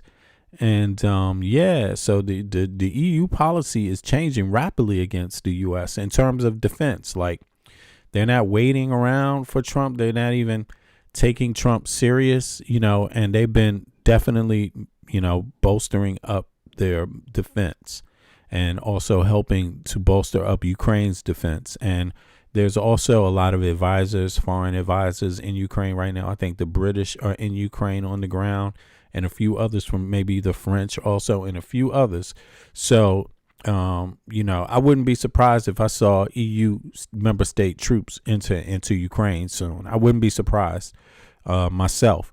But it seems like there's fighting there's people on both sides that are not. Russia has look, there was one guy that was captured. Let me bring this up, as a matter of fact. I'm glad I'm thinking about I'm glad I put this up, and I'm thinking about it now. But there was one guy who was captured in the Russian army who is from Kenya, man. And the Ukrainians had him out there, explaining himself. Like, here it is. Look. I entered in Russia military not knowing that I was being signed for Russian army, or I didn't know, because I've never been in military. I've never wanted the military job. I don't want. I didn't went Russia for military job. I went there as a visitor to look for different places, nice places. I spent there 2 weeks. After 1 day was remaining for me to go back to Kenya, this guy who received me in Russia asked me, Evans, how do you see Russia? I tell him, Russia is good. He asked me, will you like to stay here? I say, yes, but the problem is that my visa is expired. He told me, no, I can do something for you. I asked him why. He told me, I have a job. So I asked him which kind of job. He don't tell me. He came in the evening with the papers written in Russian. He told me, this is the job I want you to do. Right. So you get the idea. And there's many from different countries on both sides, and so it is getting more interesting. Me personally, my view of it is that I think the Ukrainians are going to get everything back that Russia tried to take. To be honest, I think they're going to get all of that Donbass area, or that eastern part that Russia occupies back, and Crimea. Myself, right? So that's my thoughts on it. I mean, just because Russia, they don't even have enough weapons, to be honest, anymore. Manpower, they blew their manpower just over this time. I mean, a lot of Russians have died invading Ukraine. Almost 1 million Russians have died trying to invade Ukraine. Like, that is sick, over this 4-something year period, something like that. They're saying it's just a meat grinder. Like, literally, anytime, any day, 400 people can die to 1,000 people. Like, seriously. I mean, I'm talking about Russian soldiers, and trying to keep that area that they have. And of course, nobody can sustain those amount of deaths for long, but also it has an economic toll on Russia. I mean, there's a lot of logistical problems keeping that area. There's a problem in terms of manpower, right? Russia doesn't only have 150 million people. So how many million soldiers can you lose, man? I mean, what is this? That's a big part of the population loss right there. That's not small. I mean, the EU military? How big is the EU military active duty, right? How big is the U.S. military active duty? I mean, that's like the size of the entire U.S. military fucking dying. You know what I'm saying? That's a lot of goddamn numbers of people, you know? So I don't think they can sustain it that well. And I think that the EU is now making a priority since Trump has shown his true colors, right? Trump has made it painfully obvious that he's just working for Putin. Pretty much that's what it looks like, at least to people. And now now the EU is just kind of, you know, doing everything beyond Trump, not expecting him to want to do anything at all. So that's a good thing. But let me see here. Now, what else is there? Let me see something here. There's Bolton here. He made some comments. And Bolton is still he got charged in that. I don't know when his hearing is coming President up. Trump's foreign policy has clearly taken a radically different course to his predecessors, outlining of his rhetoric, of how he views the world through a transactional lens, his pay-as-you-play rules, but also in the national security strategy that sees the Western Hemisphere, the whole of America and Latin America too, as a priority, invoking the Monroe Doctrine, stopping foreign interference in Latin America, as has been well documented, decrying Europe's decline, wanting the Ukrainian war brought to an expeditious end and wanting Russia back in from the cold. The Financial Times refers to this year as the decline of diplomacy, the age of the special envoy in Trump's America. It's a good time to hear from a lifelong US foreign policy official who's had senior roles in every Republican administration, from Reagan through to Trump. John Bolton, former national security advisor to President Trump. In his book, The Room Where It Happened, the White House memoir, details an insider account and critique of Trump's foreign policy style. First time around, how he felt his old boss prioritised personal loyalty over national security, describing the decision-making as follows. It was like making and executing policy inside a pinball machine, not the West Wing of the White House. John is now facing criminal charges over alleged willful mishandling of classified information, an 18-count federal indictment, charges he denies, and the timing of it, analysts see, is widely seen as fitting a broader pattern of Trump seeking vengeance against political enemies. The White House says it's about accountability, that transmitting top-secret information is a crime. John joins us on the programme tonight. Good to see you again, John. Welcome to France 24. Thank you for speaking to me. I want to be with you. Thanks for having me. Thanks, John. This is France 24, by the way. I get your thoughts on the state of the world right now as 2025 comes to an end. But first, briefly ask you about your case as you prepare your defence. When's it scheduled to go to court, and how's it going? Well, it's in court now. We don't know when the trial will be. I really can't comment on the specifics of it, as you might understand, but I do expect to be vindicated. Let's turn to Ukraine. John, the shape-shifting Trump peace plan, President Zelensky appearing under more pressure than at any time since the start of the conflict, pressure to give up territory, to call elections. Where do you see this going? I'm worried about the current state of affairs. I think it's a mistake for Ukraine to make concessions at this point. I don't think Donald Trump is really motivated by U.S. national security interest or the issues for NATO or Ukrainian interest. I think he wants the Nobel Peace Prize. I think it's been on his mind since the first term. He knows Barack Obama got one and didn't deserve it, which I think a lot of Americans agree with. But that's not a reason to give Trump a Nobel Peace Prize when he doesn't deserve it either. The fact is here that the Russians are hoping that the war of attrition they've been waging against Ukraine after starting with unprovoked aggression in 2022, that the war of attrition will cause Ukraine to crack sometime in the spring or summer.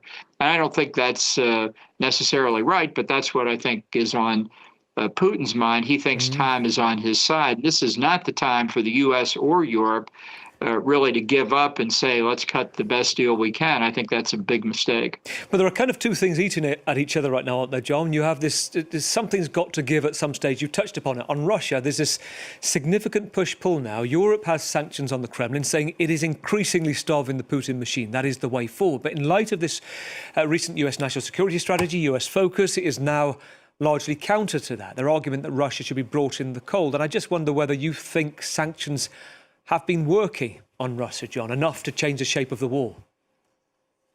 No, I don't think they have been. I think both the Biden administration and the European Union made critical mistakes when they imposed sanctions on Russia's exports of oil right at the beginning. They wanted to have the best of both worlds. They wanted to impose cost on Russia, but not raise the price of gasoline at the pump in Europe or the United States. And that effort to achieve two relatively contradictory goals has enabled the Kremlin to skate through this. They're selling their oil, they're financing the war. They're not getting the global market price, but they've got plenty of oil. They'll in the Kremlin's view, I think they'll get through this somehow. The way to put pressure on Russia is to say simply, we don't accept any Russian exports of oil. If that raises our gasoline prices a little bit, then let's increase production. Let's increase U.S. production, get the Gulf Arabs to increase more. That'll keep the prices down. We need to squeeze Russia harder, not let up the pressure at this point. For the first time in... All right, so that's John Bolton's point now. Let's see here. Well, I'm joined now by Defence and Security Analyst Professor Michael Clarke. A bit gloomy, Rutta's assessment, isn't it? Talking, about possibly return to the war to end all wars. Yes, I mean, he's trying to shock European publics, I think, and politicians into a realisation of where he thinks we might be. Whether it was right for him as Secretary General of NATO to say this, as opposed to people like me, who don't carry any political weight, is another question. But I mean, what he's saying in a way is, we've got to realise that we've lived through a uniquely secure period of European history. The wars that our grandparents endured were much more typical of the last 1,000 years of European history. So it's much more likely that the future will resemble the last 1,000 years than the last 80 or 90. And we've got to get used to that. What we're really looking at is the distinct possibility of some sort of military confrontation with Russia, a confrontation, that's not necessarily a war, but that's becoming more and more likely, particularly as the United States may be detaching itself from Europe, which makes a confrontation between the Europeans and Russia much more likely.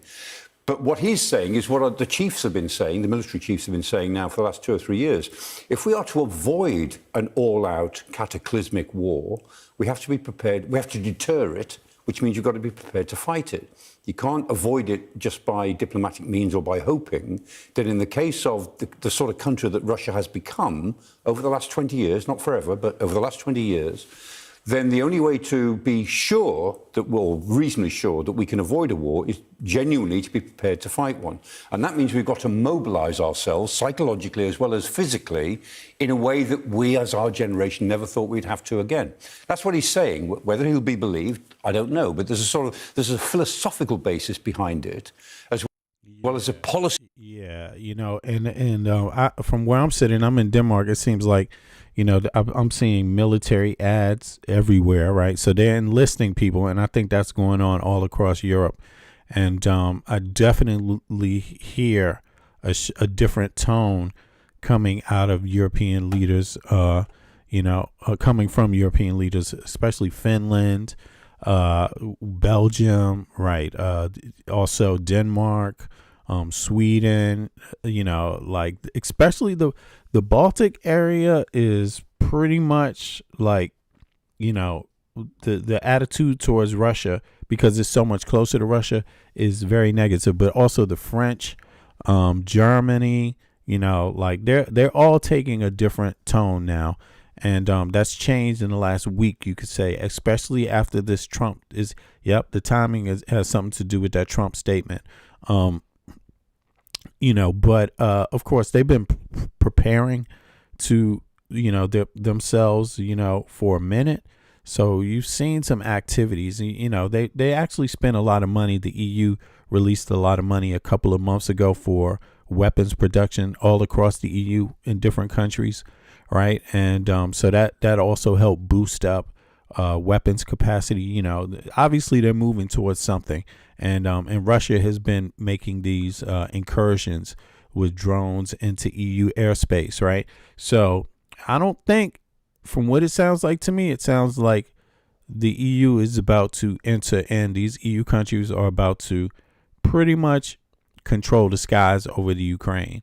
And it's going to be a lot of military movement around in Europe, especially towards Ukraine, close to Ukraine. And again,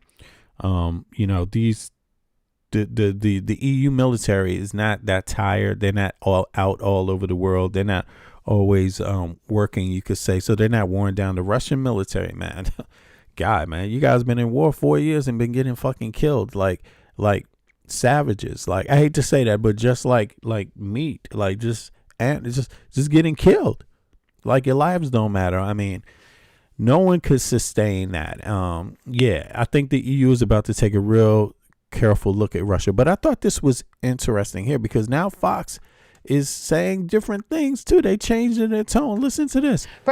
They're saying Putin is begging China right now. Zelensky of Ukraine drawing his red line, pun intended, after meeting with European leaders. Kyiv will not surrender any territory to Russia after Putin's invasion. This comes on the heels of a new push by the Trump administration to get the parties closer to peace.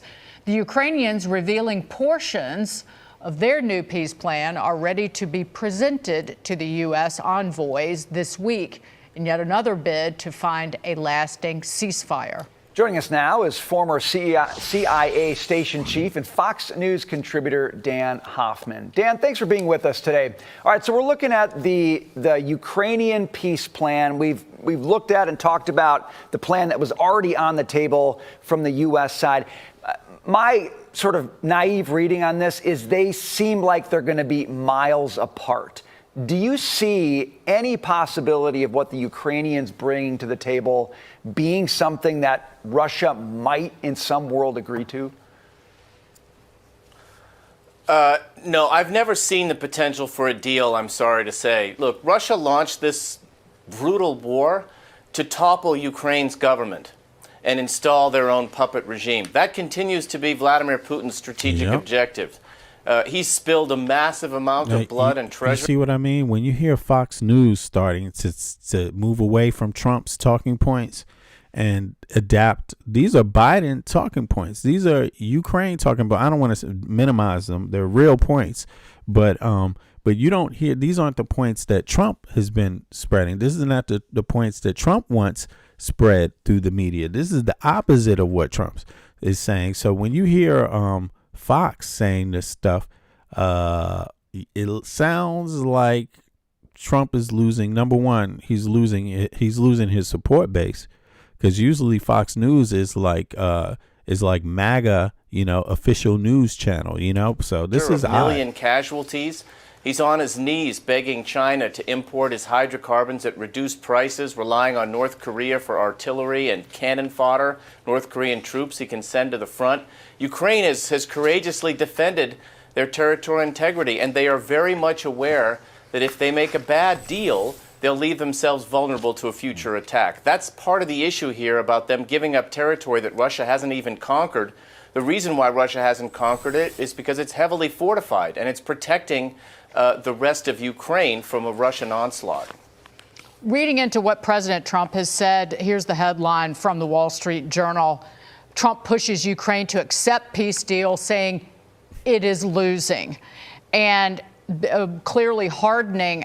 Yeah, but that's what I said. Americans need to know Ukraine's not losing. It's just they're fighting. They're fighting a government that is willing to have a lot of their soldiers die. That's not easy. That's not easy to do. They sent a lot of soldiers there. Do you know how many soldiers died? That is insane. Anytime you send 1 million goddamn soldiers have died, close to 1 million, that means something is wrong with the leader. Whoever sent them, something's not right with them. You see what I mean? That leader is fucking crazy. And Ukraine is holding because they have a good understanding of the battlefield now. It took some years because Ukraine didn't have a military some years back, right? But they're definitely getting a lot of logistical help now and a lot of weapons coming in from the EU and a lot of different small technologies, things that they're applying on the battlefield that I don't think any soldier would want to confront. So they're not as many. Ukrainians are not as many, right? But I don't think the Russian soldiers like what they're encountering. on that battlefield. I don't think so. You see what I mean? And American people need to know that, because Trump wants to sell them the idea that, oh, it's helpless. Nah, it's not helpless. It's not helpless at all. Shit's going to get done. And people are taking it very serious now too. Now that they know that Trump was just running interference with Putin, for sure they know that. Basically, it's going to change. The attitudes are changing and actions are changing. Now, let me close out. There's one here with Mette Frederiksen, the Prime Minister of Denmark, the country I live in now, and her tone has changed too. Ironically enough, just in the last days now, her party in the communal votes, which just happened on November 18th, her party lost a lot of seats. Yeah. But she's the prime minister. The prime minister election is in a couple years from now. But the communal elections, the local offices like Copenhagen, local city council, you could say, right? Her party lost a lot in Copenhagen and regarding the city council, and it shows you people weren't maybe happy with her leadership dealing with Trump. They wanted somebody to go a little tougher on Trump and things like that, at least verbally, or maybe take a different stance. But it's changed now, because she's come all out and said that the U.S. is a threat to security, global security, period. Full stop. So let's just hear what was going on here with Mette Frederiksen. Outlet Politico has declared Denmark's Prime Minister Mette Frederiksen to be the most influential European leader in Europe. So how has a politician who has made jokes in Parliament and shown remorse in a moment that saved her from downfall, when her premiership was most at risk, managed to shape a continent without seeming to try? She was first elected in 2019, making her Denmark's youngest prime minister. She almost immediately found herself steering the country through the COVID-19 pandemic. In an attempt to stop mutations, her government ordered the culling of Denmark's entire mink population. Yeah, that was a scandal. That was a scandal for her. More than 15 million animals were killed. And it's a big scandal because it goes into things like text messages, things that kind of imply that she knew more about this than what she said publicly. When it emerged the decision lacked legal basis, a political firestorm erupted. Frederiksen broke down and apologized after meeting a farmer who had lost everything. It has been emotional for them, and sorry for me too. The sight of mass graves turned a large part of public opinion against Frederiksen. But some observers say her act of remorse saved her reputation with voters when the scandal forced her to call an early election. That led her Social Democrats to their best result in 2 decades.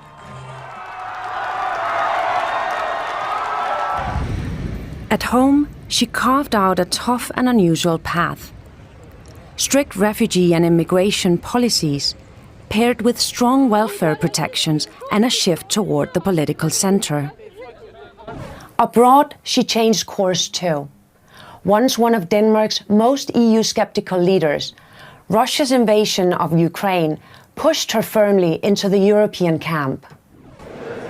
She backed common EU debt, strengthened Denmark's commitment to NATO. One thing that, Denmark has had a couple of lady prime ministers already, down the pipe. So it is, it's interesting, and it is an achievement also for women, I think, especially in the Western world. And it's something the U.S. could learn from Denmark. Number one, there's a lot of different political parties here. There's more than 2. There's maybe, significant ones. There's 8 significant ones, but in total, there's like 20. You see what I mean? And so this is, I think the U.S. should lean towards learning things from the countries that it's allied with, not just seeing them as, how can I say this, inferior. Yeah. How about equals? You know what I mean? And useful too, partners, right? How about partners and useful partners? But yeah, Meta Frederickson is definitely, an example. Now, a lot of people don't like it. There's a few scandals, and so the party, they lost a few things. She said some other controversial statements too that didn't get her any favors. But the reality is that her party, I believe, if I got this correct, I don't know, it's not her party, but is it the Social Democrats what party came up with the system of in the 1970s? Let me see something. What party in Denmark came with social?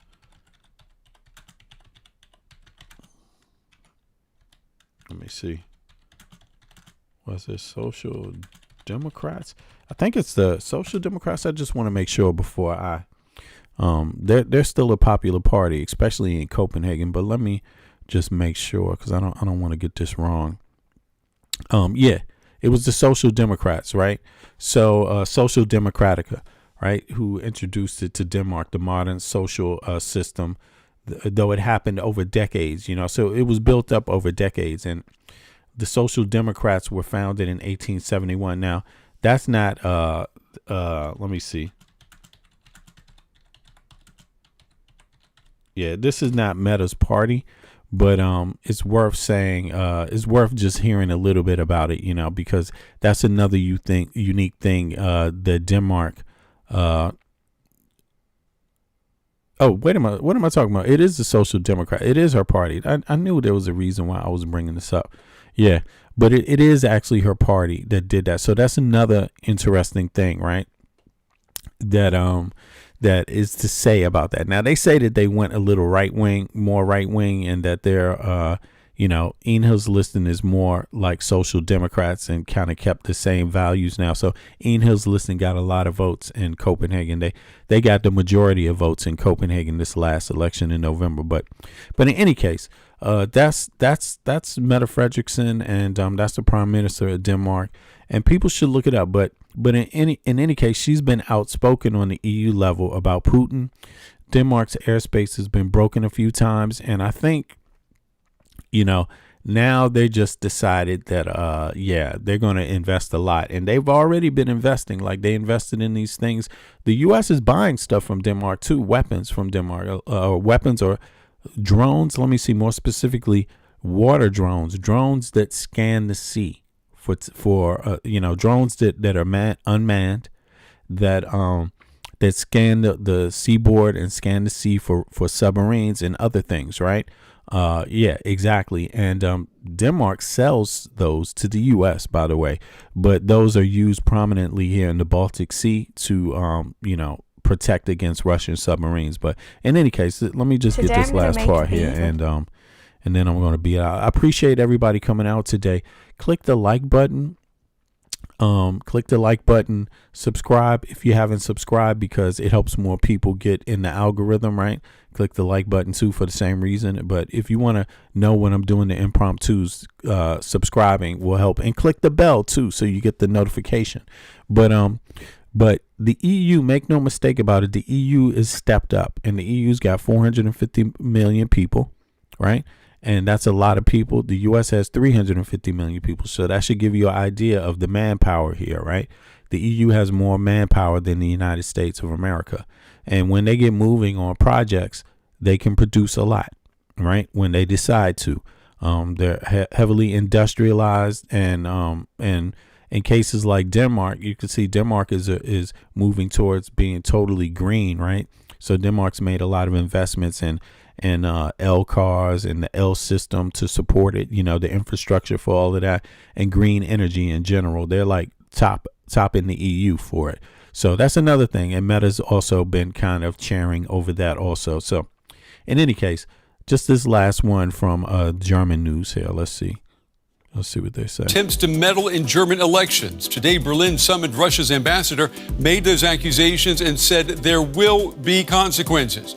We begin the day with Germany pointing the finger at Russia. On Friday, Germany summoned Russia's ambassador, accusing Moscow of carrying out sabotage. cyber attacks, and election interference. Berlin says it's all part of Russia's hybrid warfare that has intensified since its full-scale invasion of Ukraine.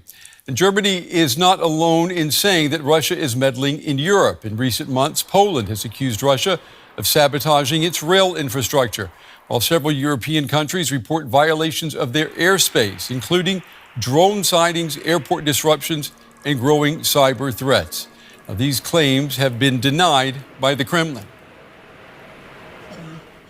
DW's Simon Young has more now on Germany's accusations. Yes, Brent, the government says that Russia has been attacking Germany in several ways through sabotage, espionage, cyber attacks and disinformation campaigns. And it's given some specific examples. As you mentioned, they say that the Russian military intelligence service, GRU, was behind an attack, a cyber attack on the information systems of Germany's air traffic control in August 2024. They say that they have hard evidence that that attack was carried out by, or was linked to, a Russian hacker group called Fancy Bear. And another example, they claim that the GRU was behind a disinformation campaign called Storm 1516, which has been running for some years and has been targeting, among other things, elections here in Germany, including the national election in February this year, when it said that they spread false information about leading candidates, including Friedrich Merz, and also they spread faked videos about allegations of ballot rigging. So I should say, in the past, Moscow has always denied that it is involved in any way in sabotage or hybrid attacks on European countries. That was Simon Young there reporting here in Berlin. Our coverage continues now with Emile Archambault, a fellow at the Center for Security and Defense at the German Council on Foreign Relations here in Berlin. Emile, it's good to have you with us. You know, we do not have access to the evidence that the German government is using as it makes these accusations against Russia. But considering the sheer volume of alleged attacks and the kinds of attacks, how certain are you that this is what Berlin says it is, Russian hybrid attacks? Well, thank you very much for having me. Indeed, the evidence that the government has is confidential, and that is by design. We don't know what sources have been used to obtain that evidence, but that might be very advanced or covert means to do that. I think that the scale of potential of activities that are alleged, and some of them that we might recall ourselves having experienced ourselves, make it plausible and highly plausible that these are indeed part of Russian operations. And I think that the government would not be making those accusations if it did not indeed have very strong evidence that that is the case, because those are very serious accusations. Hybrid attacks, as you know, can mean many things, but there is one crucial exception: overt military attacks that would automatically be seen as an act of war. Talk to me about why that is so important in a NATO member such as Germany. Yeah, it's true. There are foreign troops in Ukraine. There's Americans also. There's the Foreign Legion. Ukraine has a Foreign Legion, and so a lot of different soldiers from different countries sign up for that, right? But yeah, exactly. Both sides have soldiers from different sides. You know, it's not right now, I would say, especially more so for Ukraine, but has been for a minute for Russia already. Russia's already been, I think last year or 2 years ago, they started bringing in North Korean soldiers and Chinese soldiers and this kind of thing, right? But Ukraine had a foreign legion, but I think it's even becoming larger now. It wasn't that big before, but I think right now it's about to get pretty big, and that is the reason why I know that is because everywhere in Europe, no matter you turn on, I obviously know a lot of people that are in different European countries too, right? In my network, I mean, people that I really know, and in social media and things like that, you're beginning to see these commercials for the military, right? It's heavy in Denmark, I know that's for sure, and I'm pretty sure it's heavy in Germany. I mean, I've seen it. They're bolstering up their military, and they already have a military of 1.3 million or 1.4 million, in the EU. It's just slightly larger than the US's military, actually. A lot of people don't know that. But the EU military, that is these separate countries together, their military force is slightly larger than the US's by manpower, and it dwarfs Russia's. You know, Russia only has 150 million people, but Russia's military is big too, but they've taken a lot of losses now. With Ukraine, it's just staying there, dying, and doing this shit for 4 years. You know, it's insane. But as you heard, Germany is getting very active. You know, and it is. Russia's been provoking all these countries, and I think Russia. I don't know, but my thought is that I think Putin likes to play psychological games. I think he likes to be on the attacker side, and I think that's his strategy to, I'm going to do this to not look weak, but I just, it's going to backfire because the bottom line is that Russia just doesn't have the sheer numbers, and it doesn't have the numbers in math backing it up. It doesn't have the numbers in production backing it up, and it doesn't have the numbers in manpower backing it up at all. Russia has 150 million people. The EU has 450 million. Don't worry about who you empathize with more. Do the math and ask yourself, is the math mathing? You see what I mean? Nobody's invincible. You see? So be on the side of rationality. That's what I would think, because especially if you're going to put your money down on it, you know what I'm saying? Put your life down on it. And, I like to make good decisions, you know what I'm saying? So, but on that note, I appreciate everybody. It's been an interesting stream today. A good conversation. I saw some really good comments. I see some really cool people out there. And I appreciate you guys giving me your time and blessing my channel like that. I don't say that enough, but I really do appreciate it. And I hope that I'm also providing some interesting perspective for the listeners, the people. I know I'm not going to do it for everybody. It's not going to be that great for everybody, but the multitude. I appreciate you. And for the people that see the restream and the people that are just watching and they don't actually get in the chat, I see you also. I'm checking out a lot of the data in the back end to see where people are from. So I see where y'all are coming from. I appreciate that 100%. Bits, as always, thanks for your support.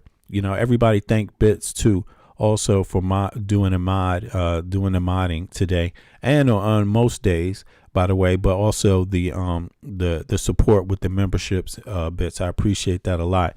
And everybody, I'll be back. Now, I may not be back tomorrow. I will be. Am I going to be back? No, I think I will be back. It depends on how rough my shift is coming up this evening. But if my shift is not too rough, I will be back at the same place in 24 hours. So I will see you guys.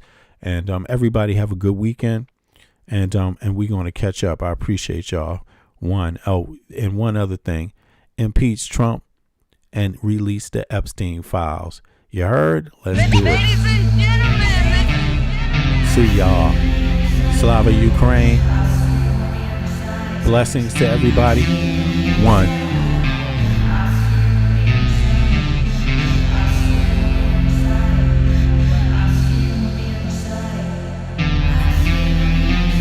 They want war. Crime babies looking for food. Starvation, the recipe. People subdued.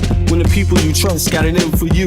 Deceit is the word of the day in every clue. Don't let it go. It's from the days of old. Time is up, but some still do not know. Can I make up my mind? Is it worth the dime? Do I have to take a minute just to make it mine? Life's never fair, but don't listen to the TV. Go out and take a listen to the streets with the people in the slums and the homeless bums with degrees and degrees sitting under a tree. It's not easy in the world for the poor man, the one that brought you to reality. See, they don't want you to know about the black sheep. Even giving 7 roads to the 12 families all around the globe with an ancient code. Is it really asking a lot to say a dead old? Cause we sitting on the earth looking back at extinct, and I'm standing on some ground that's about to sink. I ain't scared for a minute, I ain't about to blink, but I documented for the world what I see and think. Feel we on the call and up and we on the brink. All Congress gonna do is waste paper and ink. Vote or die, you voted and you'll die. You can have it both ways, can't say it's a lie. You can march all you want, but they playing you wrong. They only understand war, it's the same old song. They want war, all they really want is a war. Diversionary tactic to make the big score. The diamonds in the morning, you know they want more, but they wanna keep you low, so they manifest the war. All they really want is a war. Diversionary tactic to make the big score. The diamonds in the morning, you know they want more, but they wanna keep you low, so they manifest the war. Like a lotus coming out of the mud with colors, I create envy in those with power but jealous. I unify the poor with my song, the hell with the others. Descended the way they treat indigenous brothers. Cause I understand we link forever. They try to hate us even though that we keep it together. I'm not talking about controlling the air or the weather. I'm talking about maintaining the truth, the high endeavor. A rebel drops bombs in the midst of trouble. The free world counterattack and now there's double. But nature gets the shit in a way that's subtle. If you stop the machines for a minute you might hear, but they won't cause the TVs whisper in the ear. And capitalism has eyes that don't dare, and they cloud up and get crazy and won't stare. And like an ad, it's hard to get an ass to listen. Living like this is like living in prison. It's hard to keep hope when you're living in prison. The spiritual thoughts, so yes, the mental prison. The outside, yes, it's got to get through. Something's gotta die, so something here can live. Your life is nothing if you got nothing to give. Keeping the spiritual, yes, disguised as religion. Controlling your mind, the mental prison. They want war, all they really want is a war. Diversionary tactic to make the big score. The diamonds in the morning, you know they want more, but they wanna keep you low, so they manifest the war. All they really want is a war. Diversionary tactic to make the big score. The diamonds in the morning, you know they want more, but they wanna keep you low, so they manifest the war.